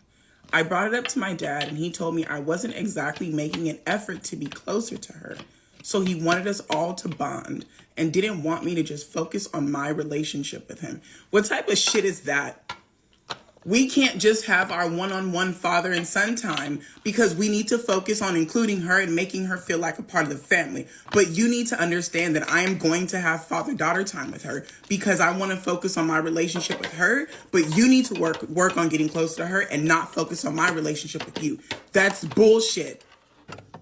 That is bullshit. You are literally telling your son that you need to support everybody and he needs to be okay with not getting any type of support in return.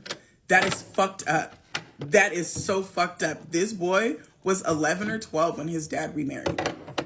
4 years after his mom passed away, he's left with the only parent he's got, and this parent starts to push him away for a fucking child that's not his, and then tell him that he's doing something bad when he starts to complain about the fact that his relationship with his father is literally deteriorating in front of his eyes. My dad has attended her dance things instead of my basketball games if they're scheduled at the same time. It doesn't matter if mine was known about first. He will skip my stuff to go to hers. He will take us on a family day, and whenever he and his wife say the kids can choose, he'll pick her choice over mine. He claims it's because it'll be the most fun for everyone, but really, he's even said it afterwards. Anything his little princess wants. Our refrigerator and our shower broke at the same time once.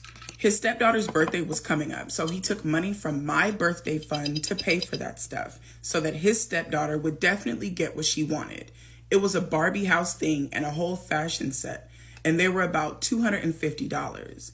Dad didn't get all the money back by the time my birthday came around. So instead, he bought me a $30 gift card for Steam when he promised me a new monitor and a keyboard from my computer. That was a gift from my grandparents. That fucking sucks. That fucking sucks so much.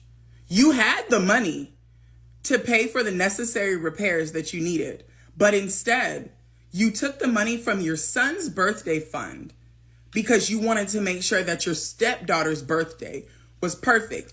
Did not bother. You can't tell me this man bothered, because if you took $250 out to fix the refrigerator and the shower and then only gave him $30, there's no way in fucking hell you tried to put the money back. You didn't even fucking try. You didn't give a damn whether this baby enjoyed his birthday or not. Oh my God. Tell your daddy to come outside. I just want to talk to him, just for a little bit. When my dad told me that he wouldn't be at my graduation and he was going to support her, I told him there was no making up for that and he can forget about being included in my life going forward. He told me he would make it up to me, and I told him that I've always come second to his little princess and I'm not going to be okay with that. I told him he's discarded me for the last time. My dad begged me to be reasonable, but I walked away. Then I invited both sets of my grandparents who agreed to come. His wife told me that I could have come with them. So you want me to not go to my high school graduation to support your fucking daughter? Well, you could have come with us. That's besides the fucking point. That is not the goddamn problem. The problem is that you guys are expecting me to just pretend like this milestone is not happening. His wife told me that I could have come with them and I don't need to attend the ceremony, but I could support my sister. I said her daughters are not my sisters and I do not want to support their family anymore. I'll be out of their hair real soon. She called me selfish and told me that I can't deny her daughter a dad. Am I the asshole? No, absolutely not. You are not the asshole. They want you to continue to support this family that is not offering you any type of support whatsoever. Graduating from high school is a once in a lifetime thing. It is something you only get to do one time. You can go to school from now until you leave this goddamn rock we call Earth, but you only graduate high school one time. One time. And to know that your parent, your father, is choosing to not come because a dance competition is more important to him will always be something that hurts. It will always fucking hurt. Baby, no, you're not the asshole. You are absolutely not the asshole. I am so sorry that you are having to deal with this. Are you in California? Because I would love to come to your graduation. People that deserve to watch you walk across the stage are going to be there. Your dad and his family, they don't deserve to get to watch you achieve one of the first things that you're going to achieve in your adult life. They don't deserve it. Your grandparents are going to be there. Invite your friends, invite your friends' family, invite anybody that you can think that would be happy to watch you walk across the stage. Forget them. You've already made the decision that your dad is no longer going to be an active part of your life. Now you can start surrounding yourself by people that actually love you.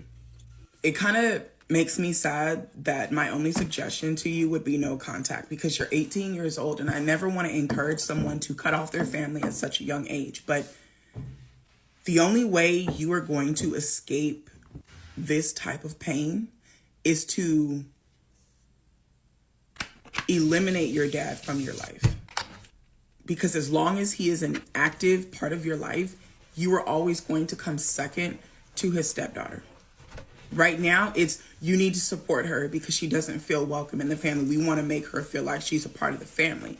Now, because you're 18, it's going to be, I can't believe you're jealous of a child. You're an adult now. You need to grow up. It's never going to get any better.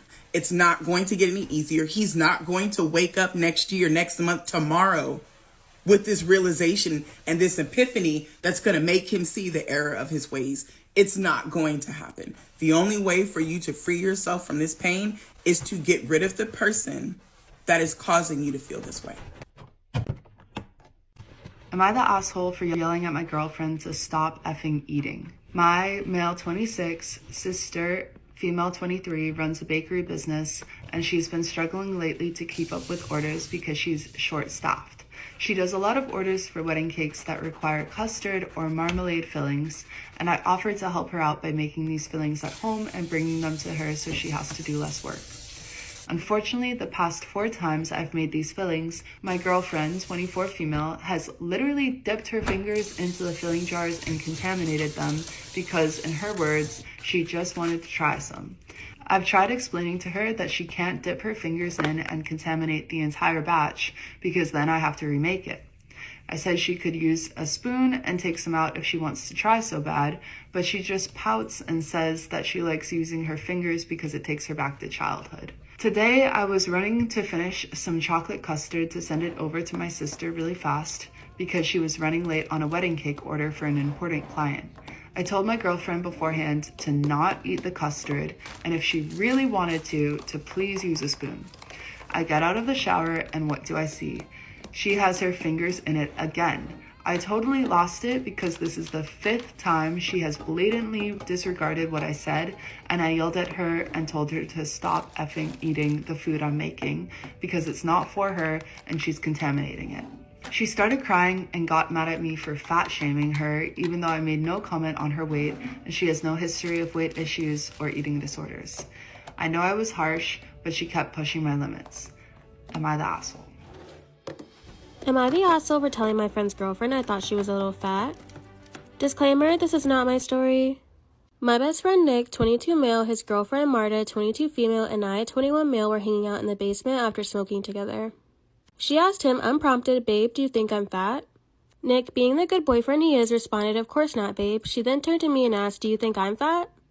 Now here's the thing, I strive to be an honest person. I will not hesitate to speak my truth because I believe it's almost always better to be frank with people than to tiptoe around how you actually feel. In my experience, avoiding the truth often leads to confusion and or pain. Of course, I don't want to be an asshole, so if I'm going to say something that I think could be taken poorly, I try to be as nice as possible about it. Back to the issue, I don't find Marta very fat. I definitely wouldn't call her obese or anything, but a little chubby, yes. I knew if I told her this directly, she'd probably be upset. So I asked her in response, "Do you want my honest opinion?" She said she did, so I gave it. My exact words were, "I'd like to preface this by saying that it in no way affects how I view you as a person. I don't think that weight is a good measure of who someone is. That being said, a little bit, yes." She got really quiet and it was awkward. I was about to leave anyway, so I went home soon after. Later, Nick texted me saying that I really upset Marta and that I owe her an apology for what I said. I don't think I did anything wrong. The way I see it, she asked for my honest opinion and I gave it. Just because she didn't like what my opinion was doesn't mean I was wrong to give it. Fishing for compliments doesn't always go the way you want it to. I've gone to other friends about this to get their opinion and they've been pretty split about it. So am I the asshole? The Reddit title for this one reads, "My girlfriend invited her ex over to my apartment and I'm absolutely livid right now." I live in a big city in my own apartment. My girlfriend Lily lives with her roommates, but if I'm being honest, she basically lives here over 80% of the time. Earlier today, while I was at the gym with my friend Mike, she texted me that she had an old friend and she hasn't seen them in a while, and then it would be nice to have a quiet place to catch up. I said they could use my apartment and that I'd go out for dinner with Mike so they'd have time to catch up. That's very generous. Yeah, what a good boyfriend. During this time, I'm at the gym, so I was in no rush. I didn't ask who she was inviting over, etc., etc. Well, apparently I should have asked, as the old friend she was apparently catching up alone with in my apartment was her ex-boyfriend, Kyle. Around 30-ish minutes after this conversation, I get a text from her saying that they're at the apartment. I just said, bet. What does that mean? I think that's an American thing. I don't think we get that. Okay. I just said bet and continued with my friend. Mike and I finished working out around 7 p.m. and decided to go to Whole Foods as their... There we go. I'm reading this and I'm like, potentially should have edited this out, but I'm going to go for it.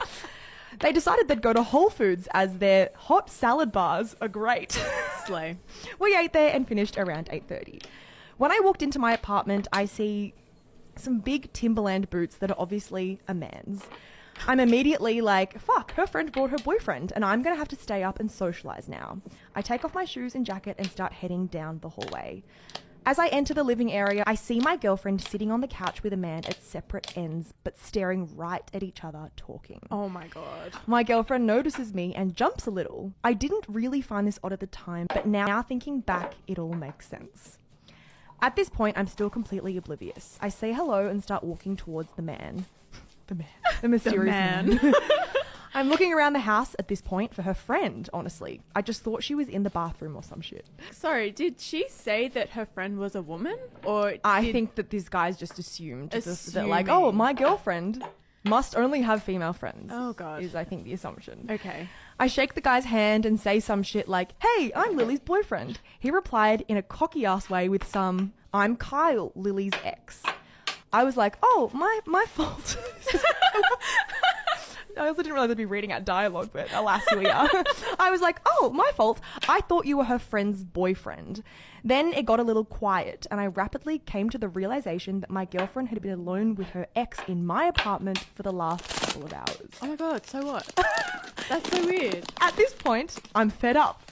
Only like a minute or so has passed since my question to her, and I look at him and I ask Kyle, hey, do you mind ending it here for today? I actually got some things I have to talk to Lily about. Oh God. Like what? I can't believe you sat on the opposite corner of a couch to your ex. I can't believe you have a friend that is a male. What the hell? He said, she invited me over though, and we're still reminiscing about the good old days. Oh God. I look at Lily and she can't even look me in the eye. I look back at Kyle and say, all right, let me rephrase this. This is my apartment and I'm telling you to leave. He then looks at her and says, do you want me to leave? Oh my God. At this point, I'm not proud of it, but I completely lose my shit. Lily's telling me to calm down and then he proceeds to leave. I want to know how much he knows about the ex. Yeah, potentially she's spoken about him before, which is why he feels so like fishy about this guy. I still am a bit sus though, because you should be allowed to hang out with your ex and it not be a big deal. Interesting. A lot of the comments on this Reddit thread disagree with you. Really? Yeah, they're siding with this guy, with the boyfriend. That's so weird. Yeah. Because I am so pro ex can be friends. I wonder if they maybe ended things kind of up in the air, and maybe it was like nothing was really properly tied But neatly. they're on opposite ends of the couch though. It's so Interesting. innocent. So there's a little bit more, Eilish, a Okay. little bit more. So this Kyle guy ends up leaving, Okay. and then Lily says to this guy that his reaction was bullshit and that he acted like an ass. Then she said she's done talking and storms out. The Reddit thread continues. I didn't say anything, I didn't chase her, and I haven't reached out. I just sat on the couch and thought about what the fuck just happened. The end. Why haven't they talked? Is there any like updates or anything? I think that was kind of where they left things off, and he's just really mad, sitting in his fury. That's currently. so stupid. There's no context. I do think that like I can kind of see where he's coming from if he was caught off guard, but I wonder if she could have just given him a little bit more details from the get-go, like I'm catching up with an old friend. By old friend, I mean old boyfriend. Maybe that was like the clarification that he needed. But judging from like his character that I am sensing from this Reddit thread, he potentially wouldn't have reacted very well anyway if Well, she did tell him. it seems like he's like, oh my god, there's Timberland boots at my door. My girlfriend must be seeing a man. Yeah, I'm the only man that belongs in her life. That's so, yeah, I feel like that's really unfair. And if you feel like you can't have an honest conversation with your partner about who you're meeting up with, then there's something wrong. Yeah, I don't necessarily think that this relationship sounds like valuable to me. But No. But again, I think we need more context. Yes. So my best friend's not talking to me right now because I backed out of her New Year's Eve wedding last minute. But I had good reasoning. I think we can all agree that if you're gonna do a wedding on a holiday like New Year's Eve, you're gonna have to make it a banger. Anyways, me and the friend group don't really care for the guy that she's marrying anyways, and we found out 2 days before the New Year's Eve wedding that there was gonna be no booze. It was gonna be a dry wedding because of the groom and his family. Me and the friend group RSVP'd 2 months ago under the assumption there would be booze at this New Year's Eve wedding. And to find out there wasn't gonna be any 2 days before, we were not happy about it. You should have seen the group chat. So collectively, the whole friend group let our best friend know that, hey, this isn't really how we planned on spending our New Year's. We're not gonna be there. We're super sorry and we love you, but you know, we feel just a little misled. We were actually really shocked by how nice she was about it at first. She was apologizing to us and telling us, you know, it would mean the world if we went. But when we held our ground on it, that's when she started getting more hateful about it. Which, to our defense, every year, and she would go, we would go out and drink and have fun and party on New Year's Eve. So if she knew we already did this every year, why would she put her wedding on that day? 2 things.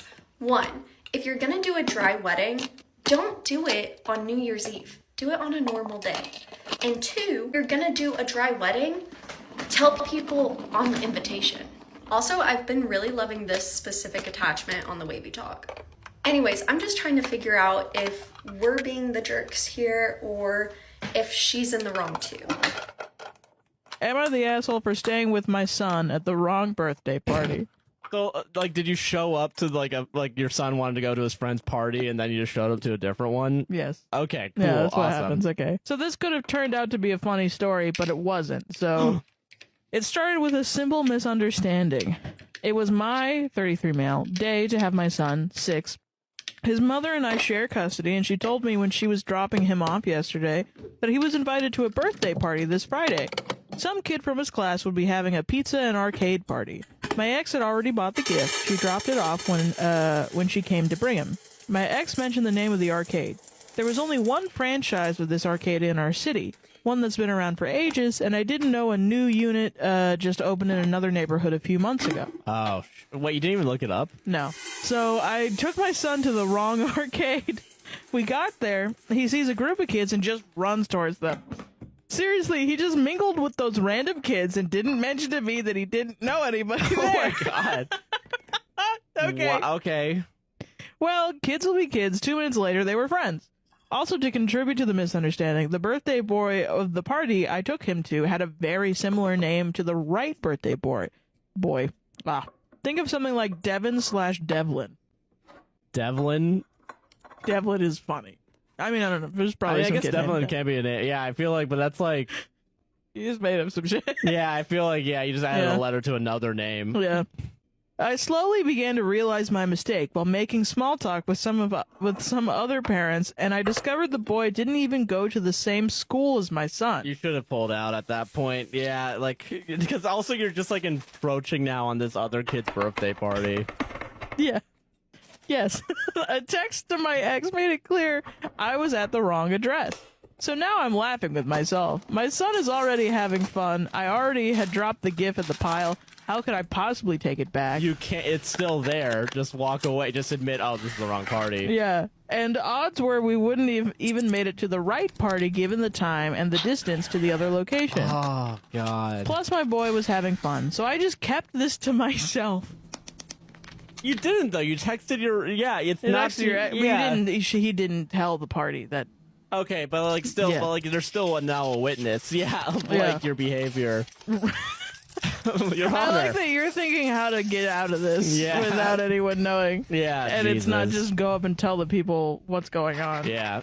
But the mother of the wrong birthday boy eventually came to introduce herself to me, asking me who I was, asking me who was my son, and so on. Like you do. I just couldn't lie to her.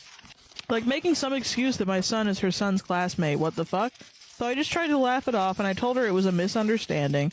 I told her my kid was in her party by mistake, and I hoped that she could now be friends with her son, that I hope that he could now be friends with her son, hope her son enjoys the gift. To my surprise, she looked very serious. Surprise? You're party crashing. Yes, a small child's birthday. Yeah. She asked me when did I notice I was at the wrong party. I told her the truth about an hour ago. What? You stayed for an hour at the wrong birthday party and asked And her. you couldn't get to the other one? That's what I mean. What do you mean? Like, what are you talking? And asked her if she was bothered that we ended up staying. And if so, we could leave. She reacted in this super passive-aggressive way, saying something like, what, now that your kid had our pizza and cake, you're offering to leave? I felt she was so out of line for implying something like that. It's not even you're not even invited. I didn't even say anything else, went over to my son and left immediately. I didn't want to escalate, but now I'm wondering if I was really an asshole for staying at the wrong party, or this lady was the real asshole for reacting the way she did. Added to add, going over this with my ex, she thinks I should have approached the hosts as soon as I realized my mistake to ask if it was okay for us to stay. Would I be the asshole if I told my friend that I can't afford to spend $4,000 on her wedding and that if she doesn't pitch in, her bridesmaids will not be at her wedding? 3 friends and I, 27 female, were invited to a high school friend Renee's 27 female wedding. Ours is currently based in California and we are all based overseas. Renee wants us to be bridesmaids and is also expecting us to plan the bachelorette party. While we were all close friends in high school, we have all grown a bit apart and are not in frequent contact with Renee. While we all love her, our relationship has changed a bit from the best friends that are constantly together friendship that we had in high school. High school is like 10 years ago at this point. That's a long time ago. We calculated the cost of this wedding and have concluded that it will roughly take $3,000 to $4,000 overall for the trip, which would be a minimum 5 days due to travel time. Renee has not offered to help us with the cost of the trip, and if we all go, this will be a huge hit for us financially, and we would have to take multiple paid time offs as well. If Renee is not willing to pitch in, we realistically cannot go, but Renee seems to think that since we have been best friends for so long, we should be there for her special day. She has talked about wanting to have her wedding in California since we were teenagers, and we all know that her dream included us as her bridesmaids. We plan on telling her that while we love her, we cannot afford to go financially. We are worried that she will get offended that all of her bridesmaids do not think her wedding is worth the time and effort. I mean, I don't even really feel like my own wedding is worth that much money. She also comes from a very well-off family, as does her fiance. She is currently in grad school and does not have an income. She has mentioned the fact that she is poor to us multiple times, but as she does not experience working or growing up with an average income, she does not seem to understand how significant the cost of the trip would be for us. We do not want to offend her or ruin our friendship, but our friendship is not at a state where we can happily dish out $3,000 to $4,000 for her. I feel like putting this ultimatum on her, especially for something as important as her wedding, could be an asshole move, especially as she does not have an income at the moment. Would I be the asshole if I tell my friend that if she does not pitch in, all of her bridesmaids will not be able to go to her wedding? No, we will be honest about that. Also, side note, we need to stop spending so much money on weddings. That's all. Am I the asshole for firing my time-blind niece from babysitting over the phone? I have 3 kids, and they're not old enough to be left alone at home. They're 10, 8, and 7. We had a babysitter, but she's in college now, and she can't do it. I have a niece that's 16, and she has high-functioning autism. My wife and I agreed to let her babysit when my sister asked. It was an easy way to have a babysitter, and she gets some pocket money to spend. She babysat last week, and she was late. We were able to get to our event, but it was annoying. The whole night went well, and the kids had a good time. I informed her she can't be late since we have places to be. Today, my wife and I had to get to a work function, and we needed to be on time. She was supposed to babysit, but when she was 20 minutes late, I called her and told her not to come. I pulled a favor from my neighbor and we left. I would have done the same thing. I understand that she has high functioning autism and time blindness, but when it comes to a job, you have to be on time.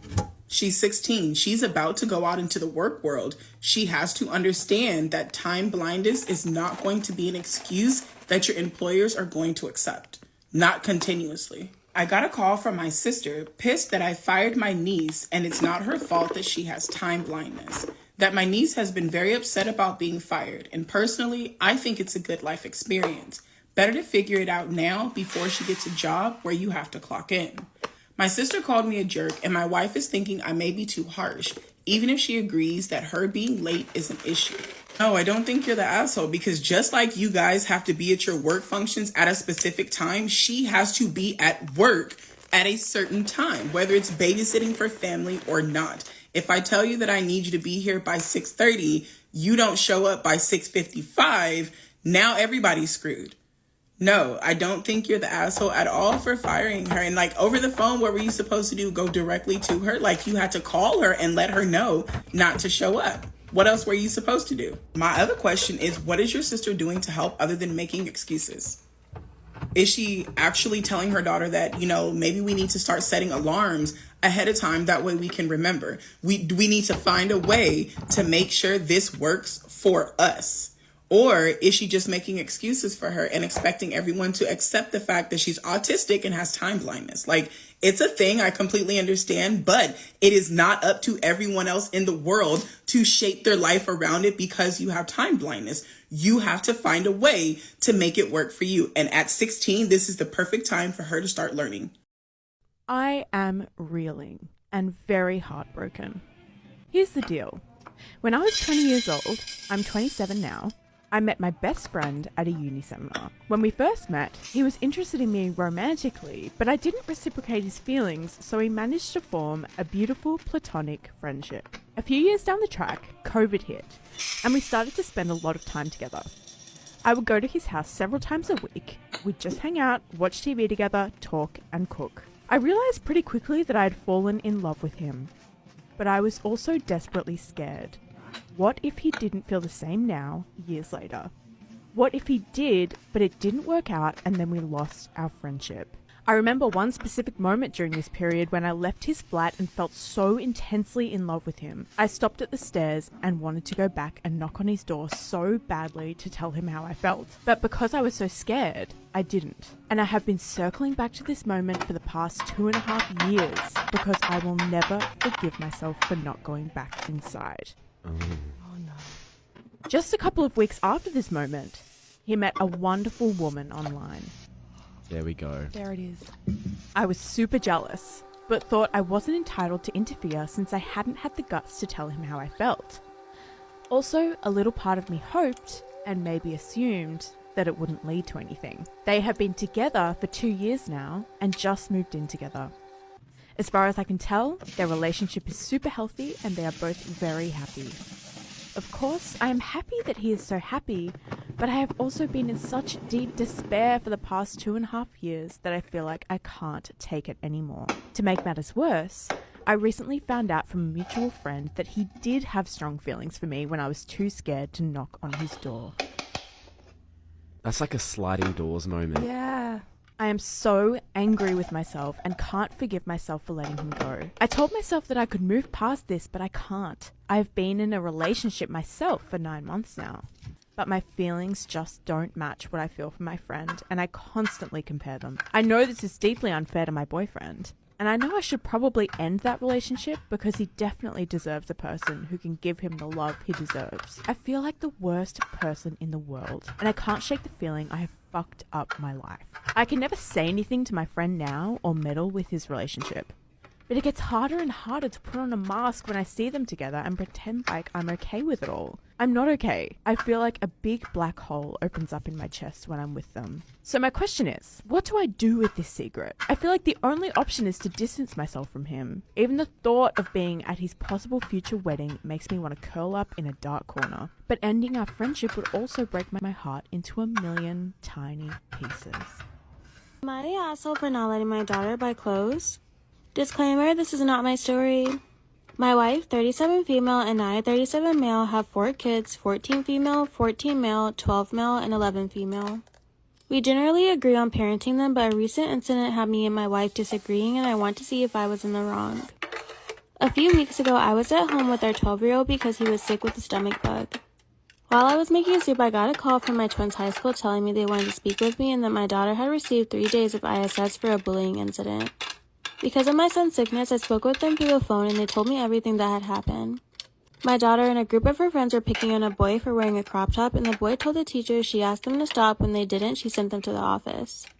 After talking to the boy, he admitted the bullying was going on for a few days and that they kept bothering him when he asked them to stop. My daughter and son came home and my son's face was bright red. I told my daughter to go to her room, then sat down with my son to see if he was okay. Apparently, the boy she bullied was a close friend of his, one of his football teammates. I then spoke to my daughter. She didn't seem to show much remorse and was dismissive of me. Last year, she also got in trouble for bullying someone because of clothing. She's also gotten in trouble for racism at school. We're in a very white area and we are white. When my wife got home, we discussed a punishment and agreed on not buying her new clothes for a while. This weekend, we went to visit my brother. My brother lives around 3 hours away in a small town. We don't see him often. We all went to an annual fair and they had booths from local businesses. Our oldest daughter went to the clothes. I stopped her and told her the rule was still in place. I said she could buy books, a video game, candy, and more, but clothes were the one thing she could not get. She was bugging my wife, and my wife eventually told her she would reconsider it. She then talked to me, and I told her that I wasn't changing my stance because I'm not letting her buy other stuff and thought she was being entitled. My daughter didn't buy anything, and my wife thinks I was being too tough on her. When I called my mom for advice, she agreed with my wife. So am I the asshole? Am I the asshole for pushing a little boy over? So I was about 17 at the time and babysitting my younger sister who recently turned 2. I took her to a soft play area to have a little play and get lunch. But as she was playing, a little boy who I'd say was about 8 to 9 years old started pushing her over to take the things she was playing with. As you can imagine, she's still not 100% sturdy on her feet as an 8 to 9 year old would be. So I go over to the little boy and ask politely to not do that again. He then does it again. I ask around for the child's guardian, but couldn't find anyone who this child belonged to. So again, I ask politely for him to not do that. This happens multiple times, which I still cannot find the guardian. He ended up pushing her over so hard she got a bump on her head. At this point, I'm livid. I go over to get her whilst he's laughing at her, so I give him a little shove. He fell in the soft play area. I shouldn't laugh. But I also understand. But also don't push children.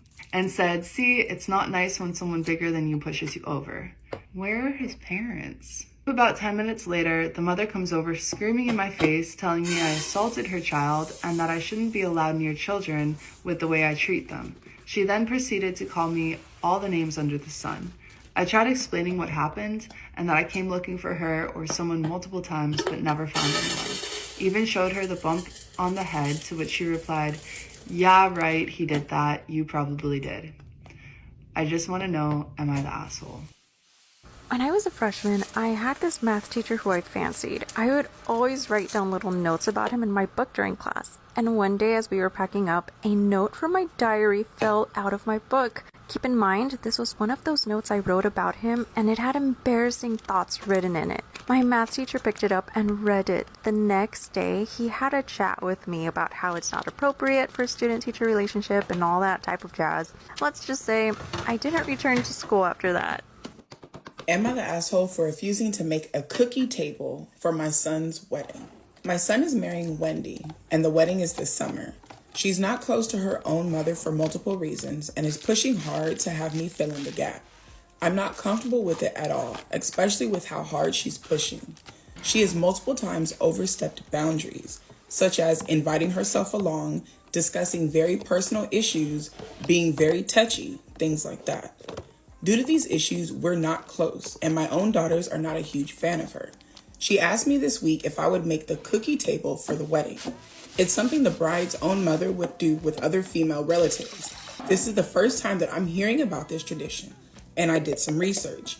I would have to make over 1,000 cookies from scratch to feed the wedding guests. I asked my daughters if they wanted to do it, and it was a strong no. I informed her that I can't do it, that it was too much work and I don't have the time. She told me okay, and I thought that was it. My son called me up and told me that I was a huge jerk, that Wendy has been crying about it and that I should step up. I'm still refusing to do it. Am I the asshole? Edit. Answers to some common questions. Did my daughter-in-law tell me the number? Yes, she stated 1,000 to 1,200 cookies. What about family helping? She isn't close to her family, so her side is out. My parents are in a home. I'm an only child. My husband has a sister, and I doubt she wants to help. My daughters don't wish to, so it would basically just be me. Absolutely not. I do not think you're the asshole at all. They are expecting you to bake 1,000 plus cookies by yourself. By yourself. I came to the comment section and someone says that traditionally it's something that is supposed to be done by both sides of the family, the women on both sides of the family. So the groom's women on the groom's side and the women on the bride's side. But because the bride has no family on her side, it all falls on OP. And I think it's just ridiculous. They're expecting her to uphold this tradition that one, she's never heard about, but two, to do it by her fucking self. That is ridiculous. No, babe, you're not the asshole at all. So I feel like the bride is trying to include traditions from her family because she doesn't have any type of connection with it. And I completely understand that. And I think that is an amazing idea. I truly think it's a great idea. But again, she's trying to force OP to fill a role that OP is not willing to fill. You know, and a lot of times we hear about people who don't have really good families. When they get married, their spouse's family becomes their replacement family. And that is absolutely beautiful. It's amazing. And I love it. But the one thing that is missing from this story is that all parties involved must want that. We must be accepting of you as our daughter, as our child, as our family, for you to feel like this is your replacement family. And this family is still trying to keep this girl at arm's length. And she's forcing them to fill in a role, and it's not fair. All of this is falling on the OP. One singular person is expected to make 1,000 plus cookies because this is a tradition in her family that she wants to now bring into her wedding. I get it, but it's not fair. And OP's not the jerk for saying no. She would be the jerk for saying yes, knowing good and fucking well she couldn't do this by herself. Even if this job was split between 10 people, that would still be 10 plus dozen cookies a piece per person. That each person would be expected to make. And they're asking OP to do this alone. That's ridiculous. No, you're not the asshole. Not the asshole at all. When I was 9 years old, I was at school and a boy who was known as the Heartbreaker whispered in my ear, "Next time you go to the bathroom, I will rape you." I didn't think he was telling the truth, but he was. And the next time I went to the bathroom, I heard a loud banging and knocking on the door. And when I left the bathroom, there he was standing there. At that point, I was terrified. So I slapped him and he lied to the principal and I ended up getting suspended for a month. When I was in pre-K, I had a crush on this boy. It was recess and it was winter, so the teacher sent us upstairs in groups to get our jackets, and she put me with my best friend. We're still friends, by the way, and my crush. When we were going back downstairs, I missed a step and I started tumbling down. My friend was crying and my crush was laughing at me. This was a very embarrassing moment.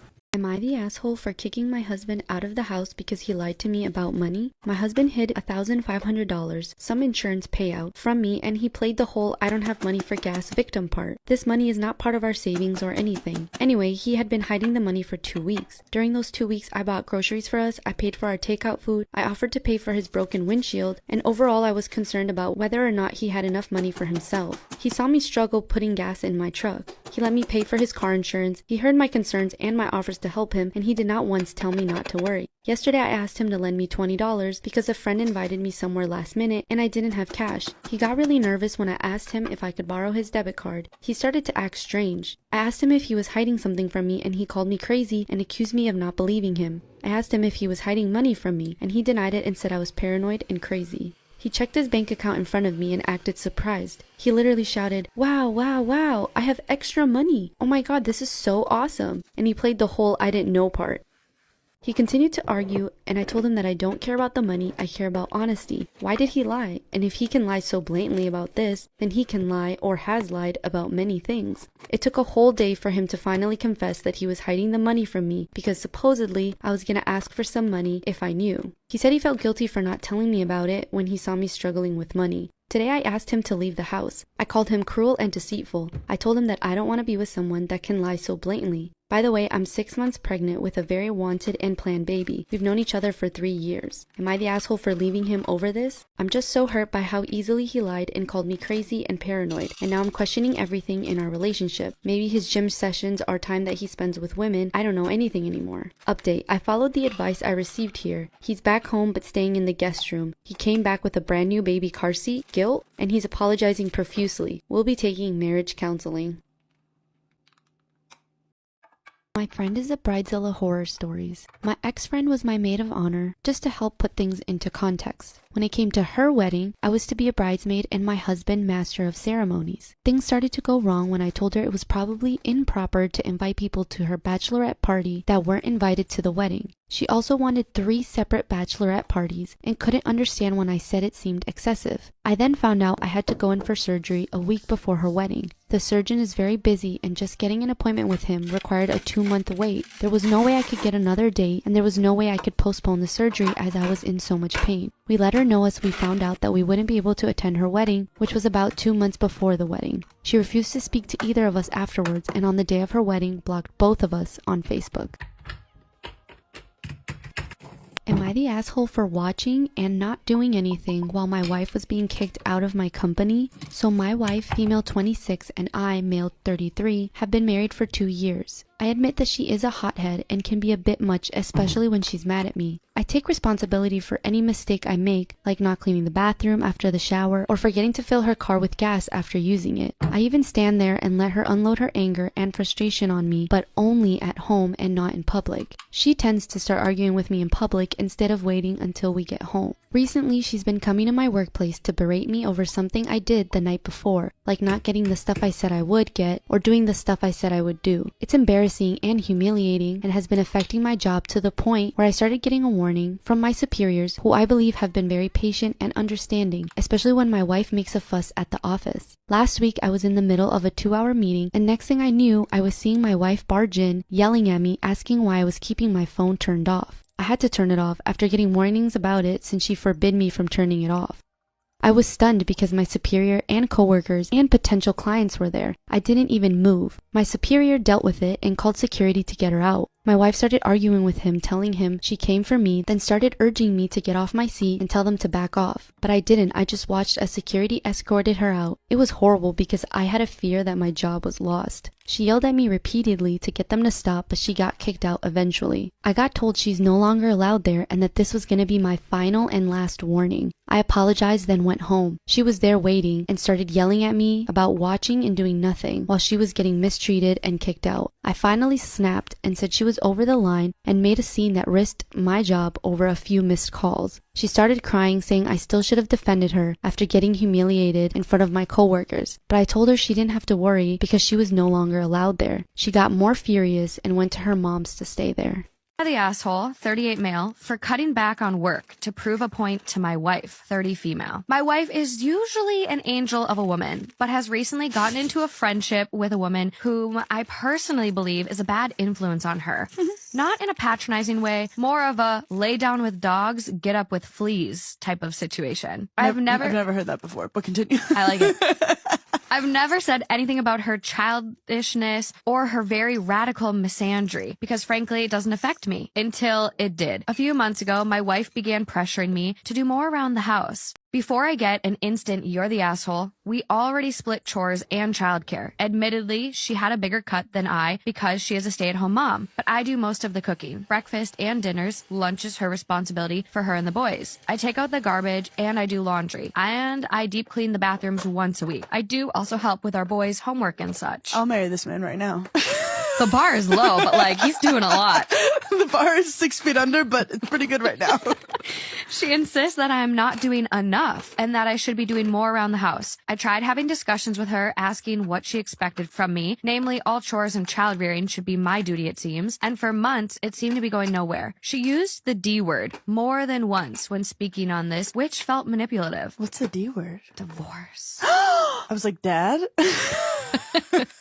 It boiled over when we were out with friends one night, and she began talking about how I never help out and how I use her as a house slave, her words. I will admit, I saw red. The next part is where I may be the asshole. I didn't say anything that night, but the next day, I asked my boss to be given reduced hours for the next little bit due to stress, and I took over everything in the house. I cooked breakfast and made lunch for the boys before I drove them to school. I cleaned the house top to bottom. I did every dish we had twice, and so on. My wife was blindingly happy and bragged to her friend that she had finally worn in. She didn't lift a finger for around a month. Then she began asking why we never went on dates anymore and complaining that she wanted to get her nails done as they were growing in. I explained that I had to take that out of our budget so we could continue to afford everything else, but we could absolutely have a movie night in, and I could paint her nails for her. She was unhappy with that solution. So I asked her if she would want to get a part-time job to pay for her luxuries. You would have thought I asked if she wanted to join a cult. She then asked if I could just go pick up more shifts at work to cover her other expenses and used the phrase, be a man, which I found more than a little insulting. I then asked if she would be willing to go back to splitting the chores and such, which is when she began to catch on that the two were related. She yelled at me that I was being a manipulative asshole for doing this and even claimed it was financial abuse. I stood strong for a while, but now I'm questioning my methods because even I feel what I did was a little bit underhanded. As in, he stopped making as much money to do the chores.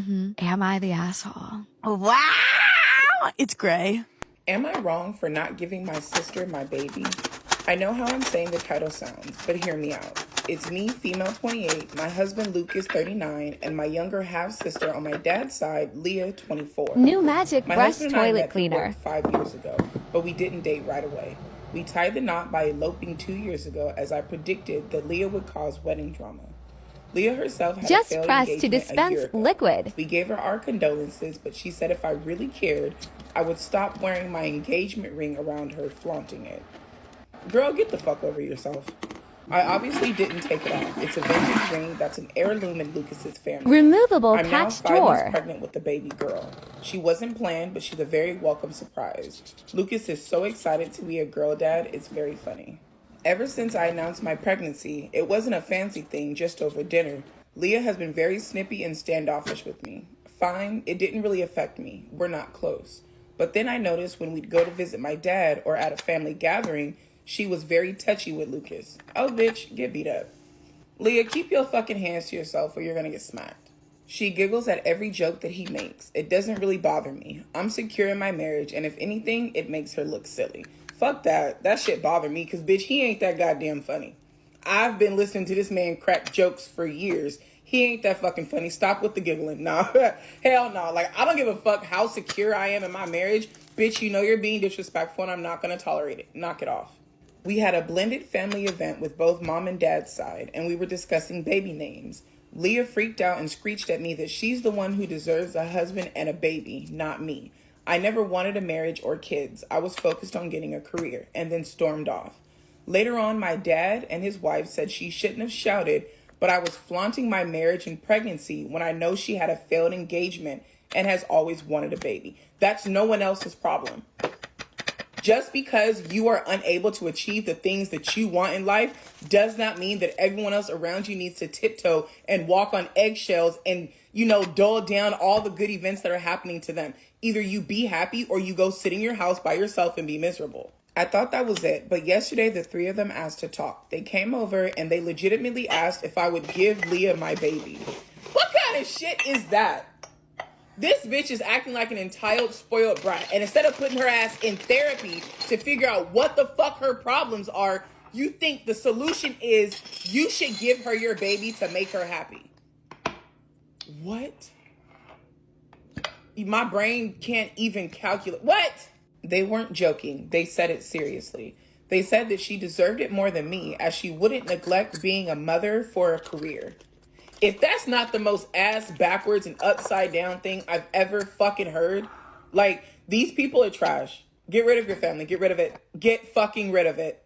Lucas was stunned, but then promptly got them out of our house. I heard Leah clinging to his arm, telling him she would be a good stay-at-home mom. Bitch, so first of all, not only are you trying to take away all the happiness for all the good things that are happening to me in my life, you're trying to literally steal my fucking family. How the fuck you gonna be a better mother without a goddamn job to a child that's not fucking yours?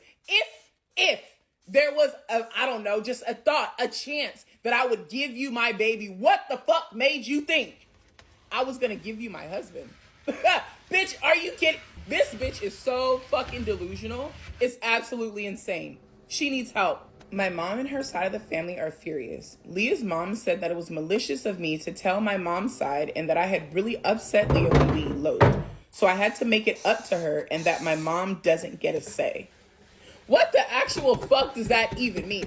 I eloped because this bitch was gonna start drama at my wedding. And now it's my fault for hurting her feelings that I went and got fucking married so she couldn't fuck it up.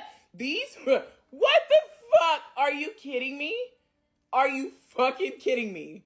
Edit. Just to address some things. Yes, unfortunately, this is real and happens often. Look up the case of Taylor Parker. This whole thing is really stressful. I'm immune compromised and I'm really feeling run down and have to be careful.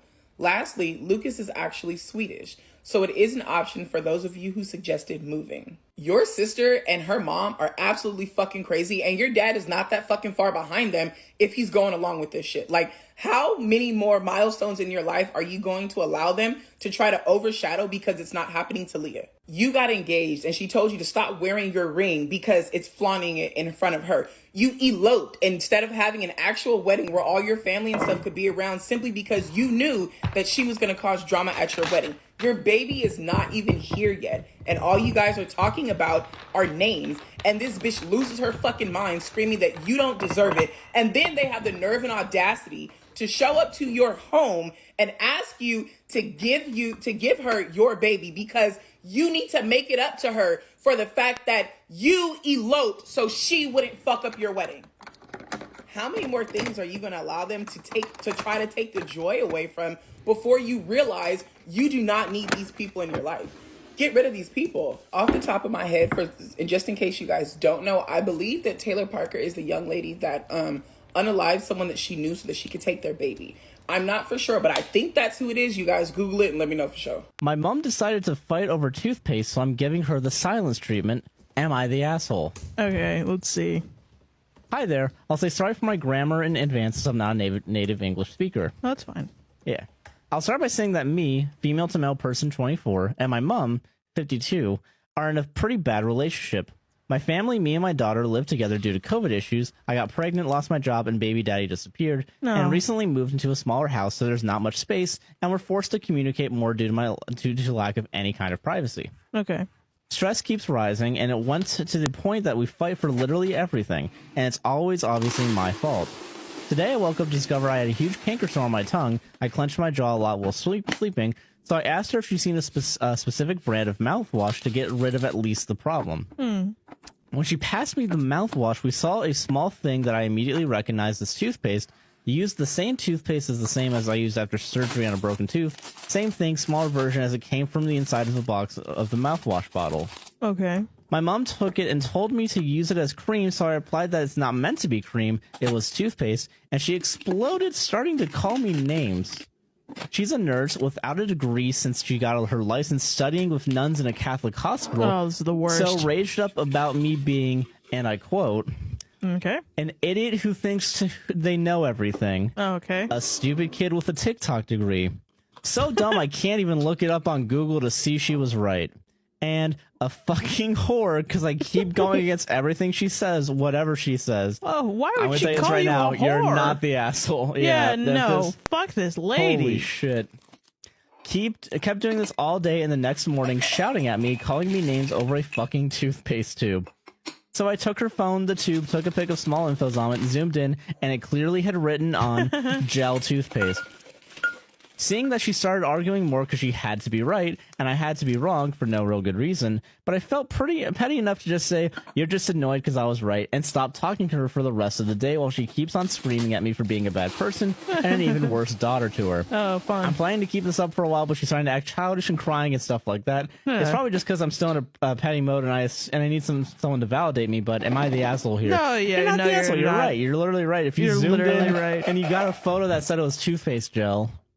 That's so funny to me. I met my ex in college and we started a business right after our senior year. Eventually, our business started having financial troubles. He came from wealth, so I asked him to get a loan from his parents and he agreed. 2 months later, he asked for all the money back. We were always planning to pay it, but mutually decided on manageable installments. He said he needed it because his father was sick, but he wouldn't give details or let me call his mother. The money was already invested in our business. I had to take some out and give away all my personal savings. 3 weeks after this, he called me and ended things. He also wanted out of the business. The only time I saw him was with lawyers when we divided our business assets and he withdrew his name from all the documents. I was devastated, emotionally traumatized, and had no finances to fall back on. I moved back in with my mother and later found out that his father was never sick. 5 years later, I never gave up on my business and it paid off. Now I live a comfortable life. In the midst of lockdown, I got a message from my ex saying that his parents cut him out of their will. He had a child with a woman who left him and he was now struggling to feed his son. He said since he was instrumental to the business foundation, he deserved a cut from it now that it was successful. My lawyer said he has no legal claims to the business. However, my best friend thinks I'm being selfish because he was responsible for the business idea and his initial investment was twice as much as mine. Am I wrong for not wanting to help him out?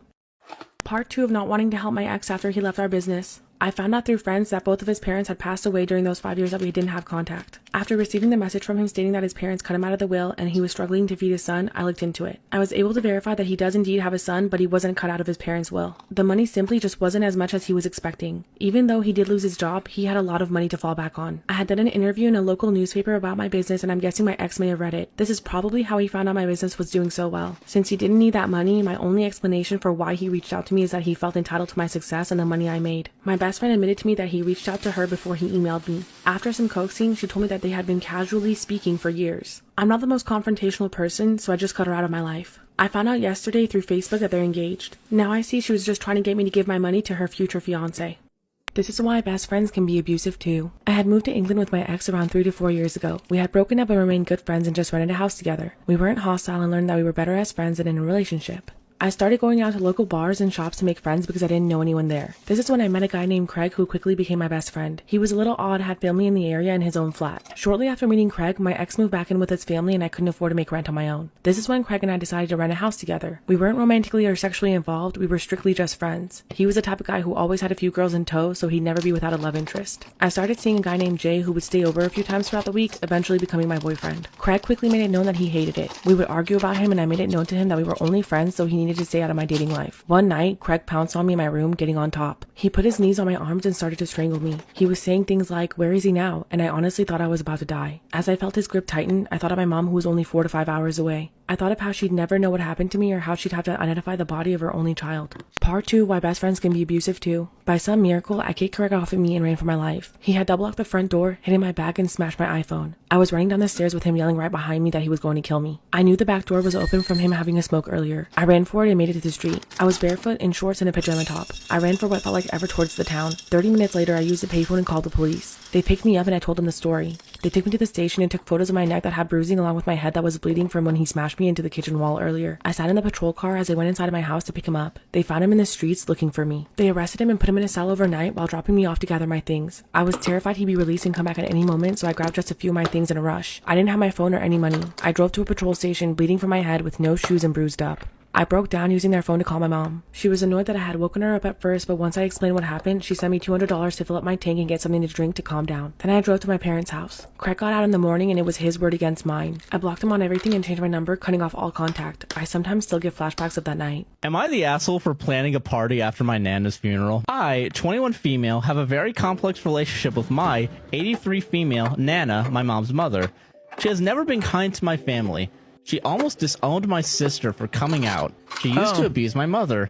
She makes fun of me for having mental illnesses and my learning disability. Wow. My family and I are pretty sure she is a narcissist. Yeah. She has done even more to us, but I don't want to make this too long. This is probably the worst part on my end. The thing is, she's not dead yet. Like, she's still very much alive. Now, I'll explain the party. My sister and I are planning it. It'll just be a small get-together to celebrate our freedom. At the funeral, we plan on being respectful and not causing a scene for the other people attending. My dad says that we are being disrespectful and terrible, but my mom wants to help us plan. It's not like this is a big thing, more like a way for us to let go of our trauma. I probably am the asshole, but I don't really care. It's not like I'm hurting anyone, and my nana wouldn't know because she will be dead. An outsider's view would be really interesting, though, so thank you for any comments in advance. I don't think you're the asshole. I don't think you're the asshole at all. My partner and I got into an argument because I had a panic attack in his family home. Yeah, stop you right there. What? It was an event for his sister's birthday. I came into the room and said hello to everyone at a distance and placed the cake I had made for her on the table. For some reason, I felt like people were less smiley with me than I was with them, but it could have been my paranoia. I gave the people I knew a hug and waved at the rest, saying hello. There was an awkward moment where my partner was trying to get past me to say hello to someone else, but he didn't explain this verbally and was pointing at the other people I didn't know who I had waved to. I assumed encouraging to shake their hands. With everyone's eyes on me, I basically froze, and I was unable to move to let him pass until he verbally told me to mind out of the way. We both agreed I should go home. Get out of here. We both agreed I should go home, and I accidentally slammed the door when I left because I wasn't thinking. Oh, man. Okay. All right.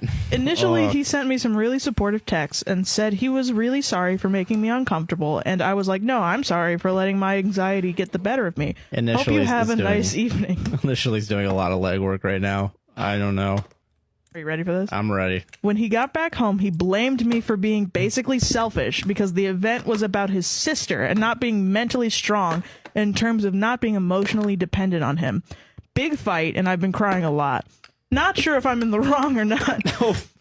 I don't think so. I don't think you are, no. I feel guilty for having the panic attack and not shaking hands and potentially making them feel uncomfortable. I packed my bags as we agreed it may be best to have time apart.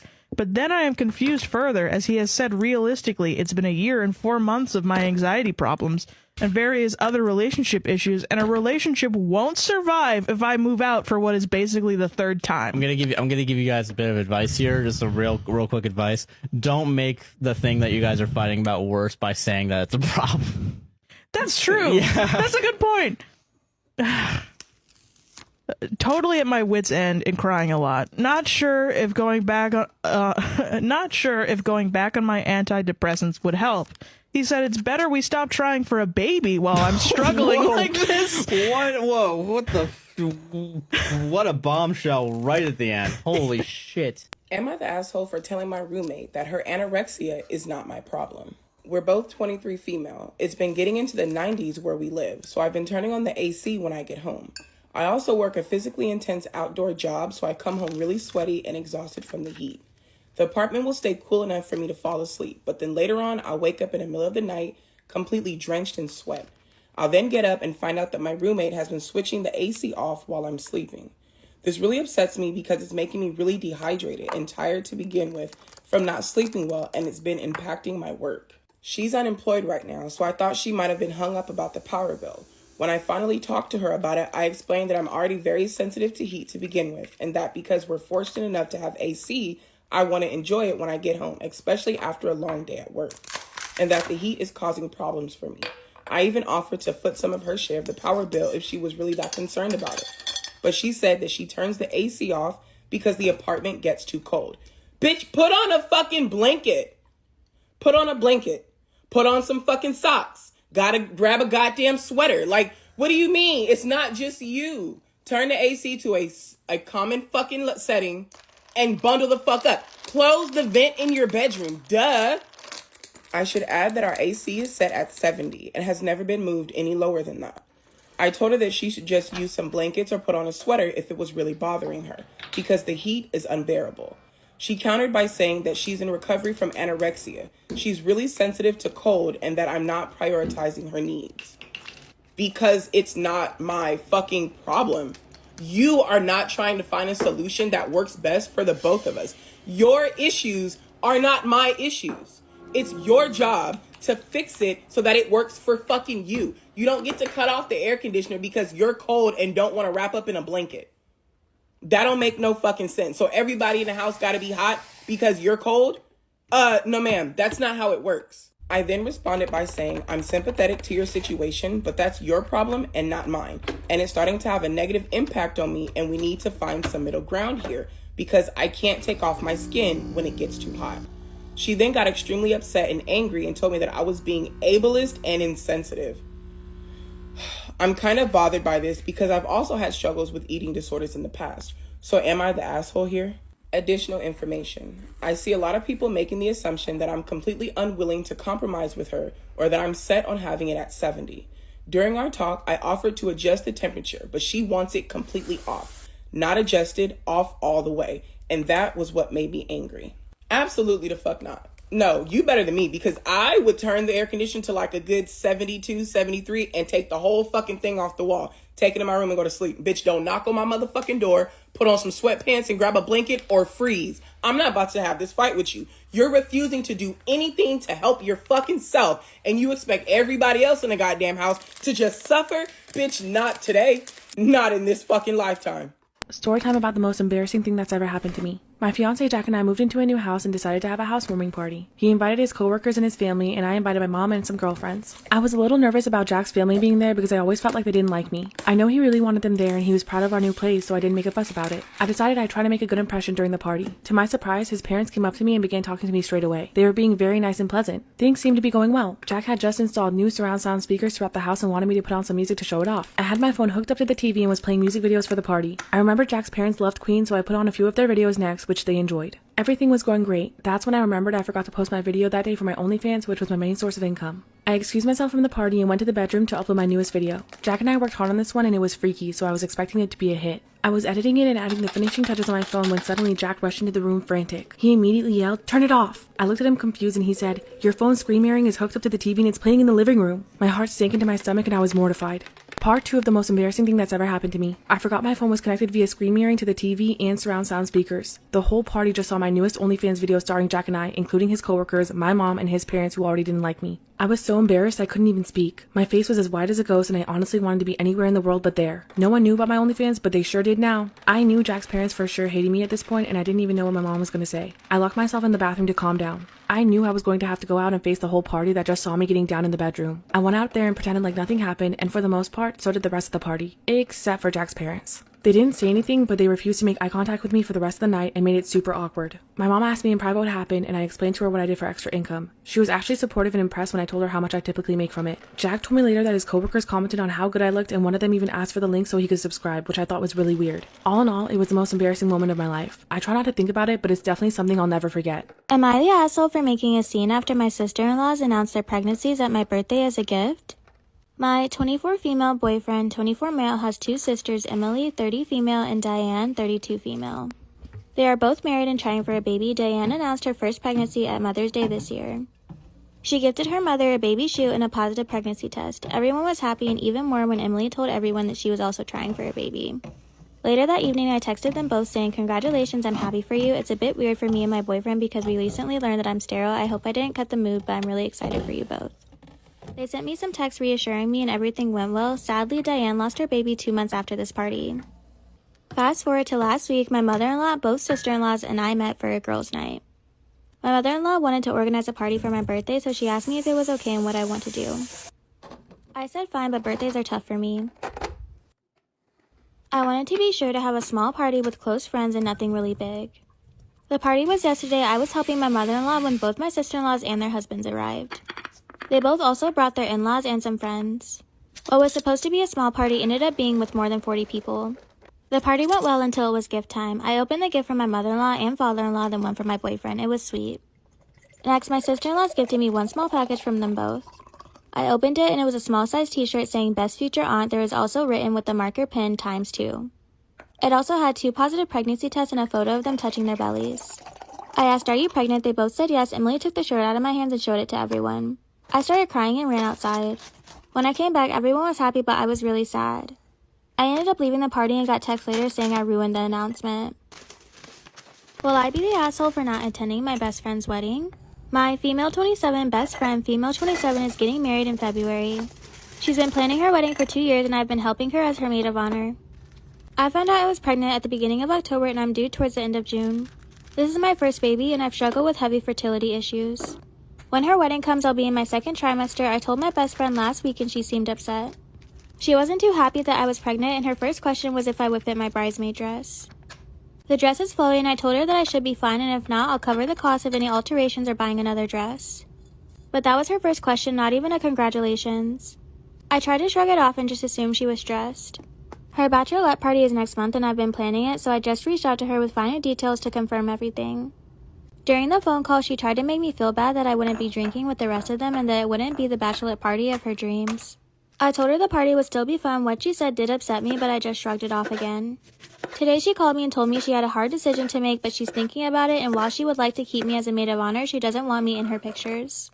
She said my bump would be too distracting and she didn't want her pictures to turn into a maternity shoot and that she just didn't feel comfortable with it. But she still wanted me to pay for the bachelorette party, help her plan the wedding, and wanted me to do almost everything maid of honor except be in the pictures, and she was debating if she still wanted me to give a speech. She then sent me a bunch of bag-like dresses to choose from as my new dress since I won't need my maid of honor dress. We've been best friends since we were 10. I would have never in my wildest dreams expected her to act this way. I really don't feel like paying for or being supportive of a person who treats me like a disposable mooch after years of fertility issues. But I also feel like maybe I'm overreacting, as some of my friends said that I would look weird in the pictures. So will I be the asshole? Am I the jerk for calling out my friend for testing my girlfriend at a party? I, 30 male, have been dating my girlfriend, Nina, 25 female, for about 8 months. She's quiet in groups at first, but she's genuinely kind and my friends have mostly been nice to her. One friend in particular, Ryan, 31 male, has always been a little too interested in whether she's good enough for me. He'll say it like a joke, but it's constant. And it's not a joke. Stuff like, blink twice if she's holding you hostage. Or, so when do we find out she's secretly mean? I usually brush it off because I don't want drama, and Nina just kind of smiles and let it pass. Yeah, but that gets annoying. This weekend, we were at a small get-together at a friend's place. At one point, Nina went to the kitchen to help clean up, and Ryan followed. Why? And started asking her weird questions. I was in the other room, but I could hear some of it. He asked her if she's the jealous type and what she'd do if a girl flirted with me. Then he brought up my ex by name. Nina answered politely, but her voice got tight, like she was uncomfortable. Then Ryan suddenly got loud and said, "Okay, I'm gonna be real. I'm testing you. You passed. Most girls get crazy right about now." Nina looked stunned and just said, "That's a strange thing to do," and walked back to me. She was shaky, like she wanted to leave. Yeah, I would want to leave too. Come on. "Ryan, you're rude." I pulled Ryan aside and told him that was out of line. It wasn't funny, and he needs to stop doing this whole judge thing. He rolled his eyes and said he was protecting me and that Nina is too sensitive. I said, "No, you're being a jerk, and you made my girlfriend feel uncomfortable in someone's kitchen." Ryan got mad and told the group I'm whipped and choosing a new girl over old friends. A couple of people laughed and said it was Ryan just being Ryan, but Nina went quiet the rest of the night and asked to go home early. Now I'm getting texts that I embarrassed Ryan in front of everyone. My friend admitted he was testing. So am I the asshole because I called him out and told him to stop? Some people are now saying I'm overreacting. Am I the jerk? No, Ryan is the jerk.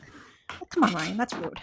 Am I the asshole for possibly ruining my husband's friend's only chance to get married? My husband has a friend, John. His wife recently passed away after a long and difficult illness. Less than a month after her death, he started using dating apps and meeting new women. The problem is, John is an alcoholic, unemployed, and overall not a good person. His late wife went through a lot because of him, and their relationship was very unhealthy. John lives in another country, but he often visits ours because his late wife was from here, and he dates women from here. Recently, I visited a close friend of mine, Lucy. She's been single for a long time and has had difficult experiences with past partners. Because of that, she struggled for a while and just avoided dating. During my visit, she told me she had met a very charming and kind man and that they were planning to get married. From what she said, I realized she was talking about John. I was happy she started dating again, but I couldn't let her marry someone like him. I told her the truth, that he has serious issues, doesn't work, and he's not someone who would treat her well. I warned her that she could end up in a very bad situation. She was shocked, but promised she would end things with him. Honestly, I don't think you're wrong. If you know this person and you know that this person is not a good person and you see this person has, latched themselves onto a friend of yours, I feel like any good friend would at least tell their friend the truth about this person. Now, it's 100% your friend's prerogative if she wants to act on what she's been told, but You did your part, and I don't think you're wrong. I don't think you're wrong. A few days later, John called me asking why Lucy wasn't responding. I said I didn't know. The next day, he called again while drunk, accusing me of ruining his chance to get married and saying that I would pay for it. Now my husband is asking me to apologize and fix the situation. He believes John might change if he marries Lucy. No. The time to change is not after you get married. You're supposed to change your wicked ways before you get married. That's just going to bring those issues into your fucking marriage. Absolutely not. Your husband's an idiot for saying that. I don't believe that he will. He didn't change even when his wife was seriously ill. I'm honestly worried for Lucy, especially since he could take her to another country where she might not know her rights. I believe I did the right thing, but what do you all think? I don't think you're the asshole. I don't think you did anything wrong. You told Lucy exactly what the fuck you knew about this man. You laid all the information out and gave her space and opportunity to make a decision. I don't think you did anything wrong, but I do think you're a good friend. Lucy's been through enough, and she's already had enough bad experiences with relationships. The last thing that she needs is to be burdened by someone who, instead of fixing their issues, are just going to drag her along into them. You laid everything that you knew out in front of Lucy. She made the final decision. John trying to hide his red flags just helped solidify the decision that she made. John shouldn't be married to or dating anybody. He knows that OP witnessed his dumpster fire of a marriage. He also knows that OP told her friend about all of his red flags, and that's what made her end the engagement. But instead of reflecting on all of that, my behavior, the issues that I have is what caused my engagement to be over, he gets drunk and then calls OP to threaten her. But her husband believes that he'll change after he gets married. No, this man needs to be alone for a very fucking long time. OP's husband, he knows exactly how this man is. But he still, one, continues to be friends with someone that would call and threaten his wife so fucking easily, drunk or not. I would not tolerate that shit. But also, he's 100% okay with just shoving OP's friend off to this drunk, abusive person because that's his friend and he wants him to be happy. That's crazy as fuck to me. OP, I'd side-eye him so fucking hard my eyes would get stuck. I'm female 27 and my boyfriend, male 28, turns into a monster 2 to 3 times a year. Is anyone similar to him? Can you give some guidance? My boyfriend and I have been together for 11 years. He treats me like a literal princess, 360 out of 365 days of the year. He makes sure I'm safe and happy and taken care of. He comes and talks to me about my day every single day. He makes up a pillow fort on the couch for me every evening so I'm comfy. Like, there's so many things. But 2 to 3 times per year, like clockwork, he turns almost evil. It'll happen like a flick of a switch where he goes from "you're the love of my life" to "don't effing come near me." I'll give some examples. 1. About 2 weeks ago, I thought of an idea for an activity we could do and told him about it. He got all excited and said what a great idea it was. Yesterday, he's all excited, texting me about how it's going to go. Then we get in the car to leave, and it's immediate change. He's instantly in a bad mood. So I ask him if he's okay. He says he's tired, but then proceeds to give me endless sass and short answers and constant sighing. So I ask again. Next thing I know, he's going off on me, telling me that I'm wasting his weekend, forcing him to do something he doesn't want to do. I said that I was confused because, well, that same morning, he was all ready to go.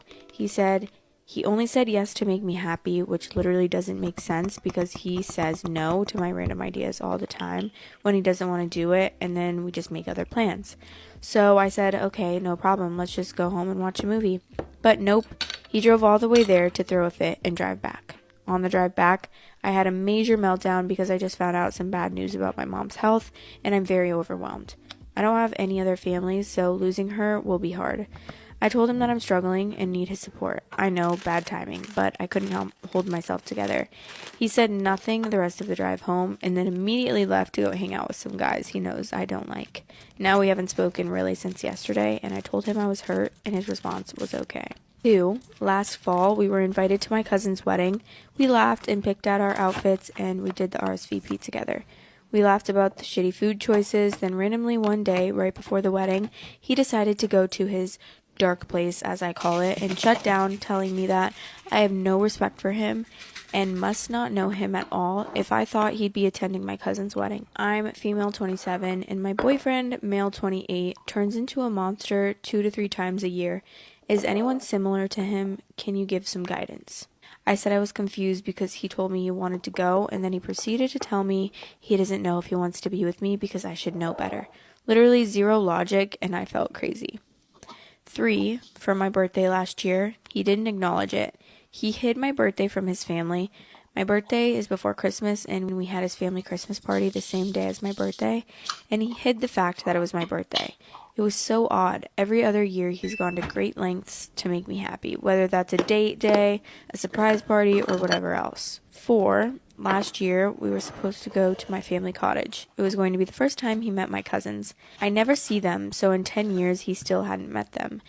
Anyways, for 8 months, he talked to me about how we were going, what we were bringing, and we looked up things to do in the area and rented a car and all this stuff. Next thing I know, 2 weeks before the cottage, he tells me he's not going and that I should have known that. Even though he said he wanted to go, I should have known that he didn't. So I said, fine, don't go. Then the day before the cottage, he tells me he's coming because several months ago, I told him I wanted to come, so now he felt forced. I told him not to come because he made it clear he didn't want to come. So he came. We were supposed to go for 2 weeks, but he didn't want to stay that long. So I lied and told him we could only stay for 2 to 3 days. Once we got there, he hardly talked to me and made me feel like shit. He told me it was horrible for making him come. The next day, I'm shocked because we're at a dinner with my family and he was having a good time with them. And I overhear him tell them that we'll stay a few more days without even asking me. And after telling me I forced him to be there, the whole reason he was supposed to come in the first place is because my family is toxic and I needed my support system. Then when we finally left days later, we were pumping gas and he said, "Oh man, I wish we could have stayed longer." As if he wasn't the reason we were leaving so early. It made me feel like shit for making him come. Anyways, you get the point. But I'm so confused because, like I said, 99% of the time, he's a literal angel, and I couldn't ever dream of him acting this way. And then boom, out of nowhere, he turns into the dark side and has zero empathy and is horrible, but then snaps back to his normal self after a day or two. It just doesn't make sense. I have a bipolar sister, and there are some similarities, but it's not the same. Does anyone else act like him? Do you know what's wrong with him or how to approach it? Please be kind. I'm having a horrible time between my mom and him right now. Am I the asshole for refusing to help a friend who didn't invite me to their wedding? For about 11 years now, I, 37 male, have been pretty close with John, 38 male. We met at a job in my mid-20s, and we were pretty regular company up until the pandemic. It's where our hanging out, including our mutual friends, took a decline, but it's not extinct. John and his partner, Jane, 36 female, have been together for 8 years now, engaged for a little under 2. Both have a child from a previous relationship, so they've taken trips with their kids nearly yearly. I've been happy to help visit John's home and check on things, take care of their animals, water the plants, etc. while they're out. I've helped them out with other projects and tasks over the years, and most recently picked up Jane from the airport after returning from a work trip. I got her home this past winter during a snowstorm because my vehicle was the only one that could handle it. Generally, I've been present and helpful on top of our base friendship. About 5 weeks ago, I found out from a mutual friend that their wedding is coming up and invites went out a while ago. Everyone in our circle but me was invited.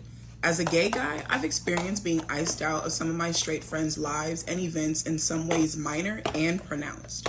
But this one has definitely been something that has had me thinking about my time and energy with people. I'm glad. You have to watch who you give your time and your energy to, because some of these people see you as a background friend, like that third friend that has to step into the dirt when there's only enough room for 2 people on the sidewalk or has to walk behind the group. That's how these people see you, because ain't no fucking way in hell I can call you to go pick my wife up from the airport in the middle of a snowstorm, but I don't consider you that much of a friend to invite you to my wedding. No, this friendship is definitely not even on both sides. I decided that I would take the hint, and I began to distance myself. 3 days ago, John texted me asking if I was going to be around early to mid-August. I say that I am, and John asked if I wouldn't mind visiting like I had before to look after the animals and the property. I said, sorry, I can't. He calls to talk about it. Why, John? You asked me a question, and I said no. Why do we need to talk about it? I'm not going to be available to come to your house. Just because I'm around don't mean I'm at your disposal.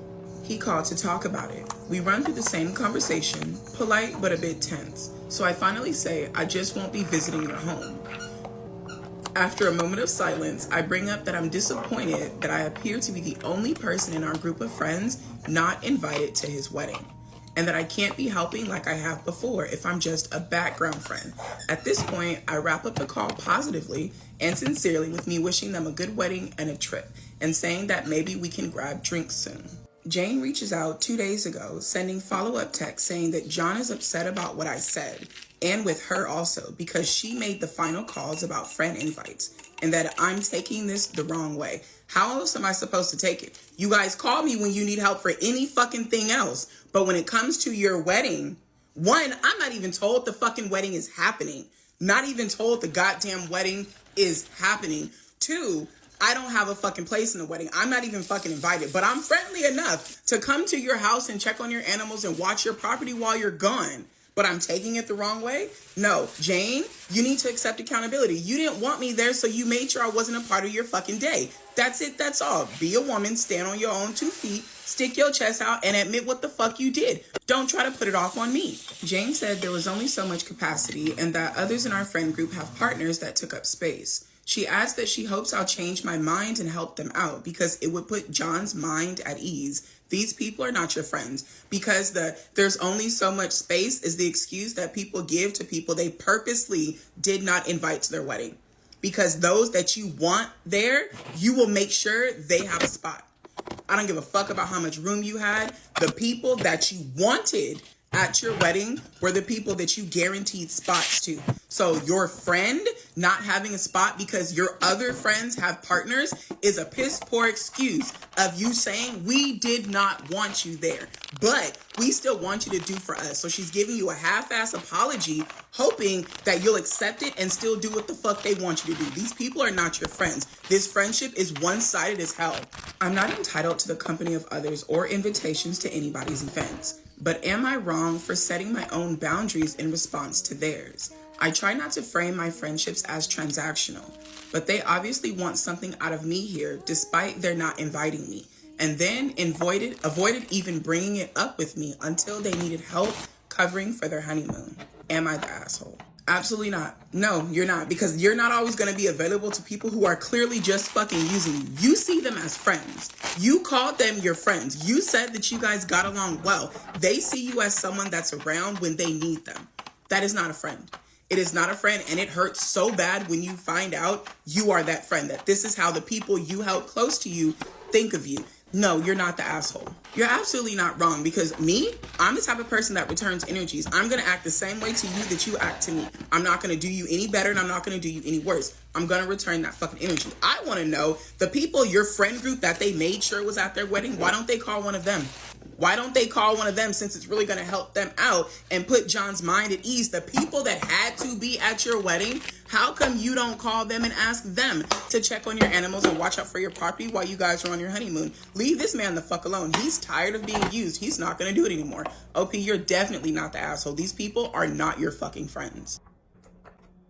My husband's filing for divorce because I tried to set up my brother-in-law with my friend. Story time. So me and my husband, who we will call Mark, were happily married for 20 years. And just the tiniest bit of background on us. We've honestly had a great relationship. We met at school and it kind of just spiraled from there. It really is kind of like a typical childhood love story. And it's actually quite upsetting that this one thing has ruined it all. So Mark's brother, let's just call him Nat. Nat was also in a school relationship, and Nat was just really, really happy. However, unfortunately, Nat's wife passed away last year. This was very, very unexpected, and obviously just took such a huge toll on the whole family. Looking back on it, I can kind of see where they're coming from. However, I don't think it's divorce worthy. So a few weeks ago, my best friend came out of her long-term relationship. So I concocted a plan. Me and Mark invite Nat to the movie. We do quite often. We try to involve him as much as possible, and without him knowing, I invite my best friend and we kind of have like this double date that's not got any pressure around it. Back in school, both of these used to flirt all the time, so I just thought, let's rekindle it. And I decided not to tell Mark about this just because, I don't know, I just thought it would be such a nice surprise. Spoiler alert, it weren't. It went absolutely terrible. So to be fair, we got quite far into the movie, and then my best friend tried to kiss Nat. just because she was getting them sort of vibes. Matt wasn't giving them sort of vibes, and he got so annoyed that he thought everyone thought he was moving on. And that's when it came out that I secretly set up a double date for both of them. And my husband was not happy at all. Mark was so annoyed at me. And we haven't spoken in a month. And this morning I just got the divorce papers through the door. Has this been blown out of proportion? My boyfriend asked for a paternity test. As soon as the results show that he's the father, I'm leaving him. I'm a new mom to a baby boy who's my pride and joy, and though it's been a roller coaster adjusting to taking care of the baby, the past few months have been great. Tiring, but great.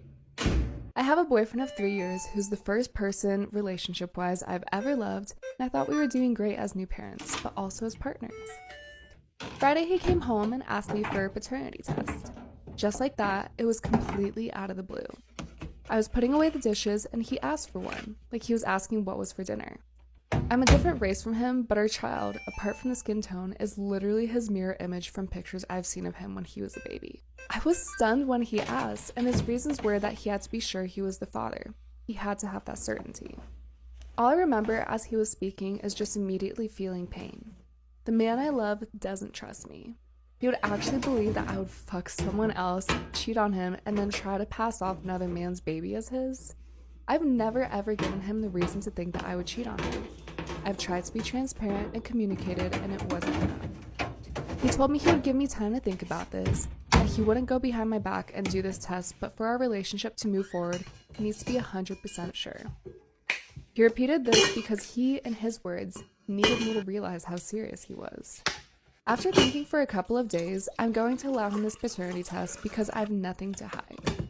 I never cheated and would never have cheated on him. Once it's proven that he's the father, I'm ending it, leaving the same day, and I'm going to try my best to be a cooperative co-parent with him. In the meantime, I'm coming up with my exit plan, place to live, and a lawyer to work out a custody arrangement in court. Am I the asshole for getting mad at my father for wanting to replace my cat? I, 17 male, have a 1-year-old cat named Luna. She's very special to me. I got her when she was just a baby and I got to watch her grow up. She even had her own kittens. She's super sweet and always cuddles with me when I'm upset. We're currently moving and we're temporarily living in a house that doesn't allow any pets at all.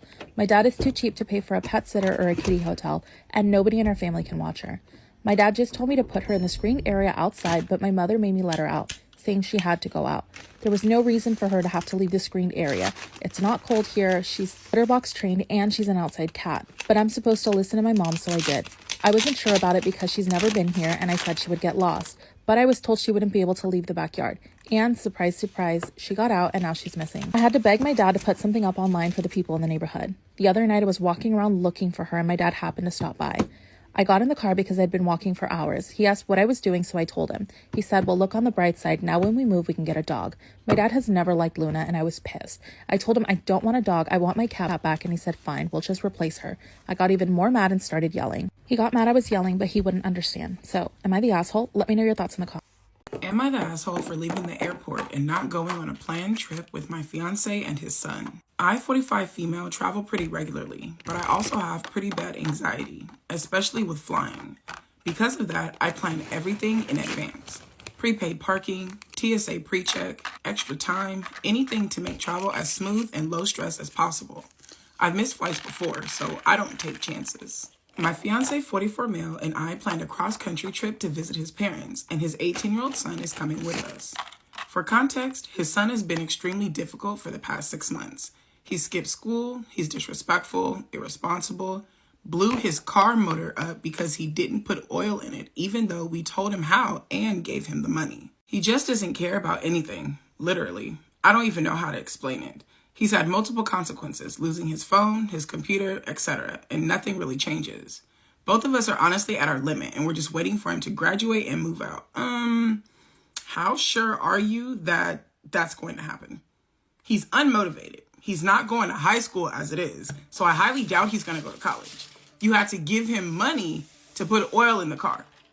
So I don't think he has a job. He didn't put oil in the car and the motor blew up, so he don't have a car. Where the fuck you think he gonna go and how he gonna get there? I highly doubt, unless you guys put him out, he's not gonna go anywhere because nowhere else is going to continue to take care of him and deal with his bullshit. Unless you put him out, this boy's not going anywhere. The day of the flight, I planned for us to leave 3.5 hours before boarding. It takes about an hour and 20 minutes to get to the airport, plus another 20 to 30 minutes from long-term parking to the terminal. On the way, my fiance and his son said they were hungry. Fuck that. Why didn't y'all eat before we left?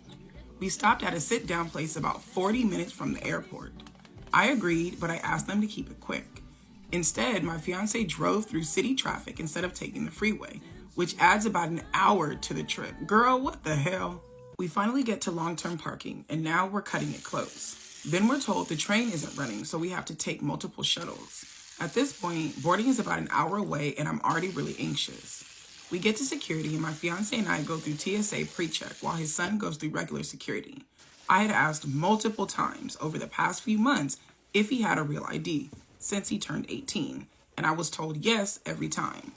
Well, he didn't have it. Security pulls us out of line, and we have to fill out extra forms and pay a fee while he goes ahead through security on his own. He literally just shrugged and walked off, leaving us behind to deal with the mess. No apology, no concern, nothing. By the time we get through everything, we get flagged again for extra screening. At this point, I'm completely overwhelmed. No bathroom break, no water, total chaos, and everything I tried to plan for completely fell apart. When we finally got to the gate, I was on the verge of tears. I was overstimulated, humiliated, being watched by everyone through the security, super anxious and overwhelmed. I told my fiance I was really upset, not just about the stress, but about the lack of accountability with his son. I said I didn't even want to go anymore because I didn't want to spend my time, money, and PTO dealing with that behavior. My fiance basically said, I can't control what you do. If you want to leave, then go. When I asked if he really didn't care, he just said go in a really harsh tone. That triggered my fight or flight response, and I just left. I walked out of the airport and I didn't go on the trip. Now I feel torn. I have been planning this trip for months and I was looking forward to seeing his parents, but I also feel like I hit my limit with the stress and the situation. So am I the asshole for leaving? Girl, absolutely not. No, you're not the asshole. You did everything in your power to make this transition as smooth as you possibly could. You did everything that you could. You're not the asshole for being overwhelmed and deciding I can't deal with this for the duration of a trip that I spent all of this time preparing for. No, my love, you're not wrong for that. I know for a fact that your fiance is well aware of your anxiety when it comes to traveling, especially when it comes to flying. Yet him and his son did everything they could to give you fucking anxiety. Honestly, it feels a little bit like they didn't want you to go on the trip in the first place. They just wanted you to plan this shit out. They fucking knew they should have eaten before you left the fucking house. And if they didn't, they 100% did not need to sit down in a restaurant 40 minutes away from the goddamn airport. Your fiance knew that driving through the city would take longer than taking the freeway. Everybody fucking knows that. Yet he chose to go through the city because that's what the fuck he wanted to do. You asked multiple times about your stepson having a real ID, and every single time you were lied to your face. Yeah, he has one, just for you to get to the time where he needs the motherfucker and he don't have one. But, oh well, it's not my issue to deal with. They did everything they could to make you have anxiety before y'all even got on the fucking plane. Babe, I don't blame you for not wanting to go. The only good thing about this is that you've got plenty of time, space, opportunity, what the fuck ever you want to call it, to pack your shit and get gone before they come back. This man is your fiance. You're planning your forever with him. Is this something you want to deal with for the rest of your life? If you do, by all means, baby, congratulations on your wedding. I hope everything works out for you. But if not, babe, you got some decisions to make. You have decisions to make because I feel it in the bottom of my ass because it's bigger than my heart. That boy's not going anywhere. He's not going anywhere. Your fiance knows that you have anxiety about these things. You can't tell me that he doesn't. Yet he did everything he could to push your anxiety to the point that you canceled on a vacation that you spent months planning. Do you want to deal with that for the rest of your life? Am I the jerk for ignoring my daughter when I visited my husband after she told me to stop coming over? Some background. My husband and I have been married 21 years. We had some issues about 8 years ago and decided it was best to live separately. We're still together though. Still date, still call each other husband and wife, still celebrate our anniversary. We just live half a mile apart. We pop in on each other whenever we want. Always text or call first. Last fall, my youngest daughter, who's in her 30s, and her husband moved in with my husband. They're saving for a house. They pay no bills. That's what our dad prefers. Before Christmas, I went over to visit. We're all in the living room just chatting. Out of nowhere, my daughter gets really snarky with me. I asked her why she was acting that way, and she says, I don't like you coming over here. That doesn't just come out of nowhere. I mean, like, what happened here? I was shocked. Words got exchanged, names were called on both sides. I slammed out of there. Later, I asked my husband why he didn't say anything. He said he didn't realize what was happening until we were already yelling. We talked about it, and he agreed he would have stepped in if he caught it earlier. I think there's more here. A couple of weeks later, I apologized to her for the names I called her. I was specific. I said I shouldn't have said those things, but I did not apologize for how I reacted to her telling me not to come to my husband's house. She didn't apologize for anything, said nothing at all. So I told her this is how it's going to be. I will be coming over whenever I want to see my husband, but I will not be speaking to her or acknowledging her. If she doesn't like it, then she can go to her room or leave. It's not her house. Since then, I've stuck to that. I visited my husband and I don't speak to her. It's been really hard, honestly. I raised her since she was a kid. Her stepdad is the only dad she's known. They have a real father-daughter bond. I think you're the problem. I think the mom is the problem. Something's not clicking here. Something is not right. Like, you call your daughter names? The thing is, I've always walked on eggshells around her. She was diagnosed bipolar and refuses medication, which is her choice, but it makes things unpredictable. I never know what tone or topic or opinion is going to set her off. The family jokes about the world according to her, but it's exhausting. I have a lot of guilt every time I'm there and ignore her. But I'm also tired of her dictating everything. And I'm not going to stop visiting my husband in his own home. Am I the jerk for sticking to my boundary instead of hers? First of all, there's a lot to unpack here. What issues did you have 8 years ago that you need to live separate from your husband? And why are you calling your daughter names? I think you're the problem. But I don't know.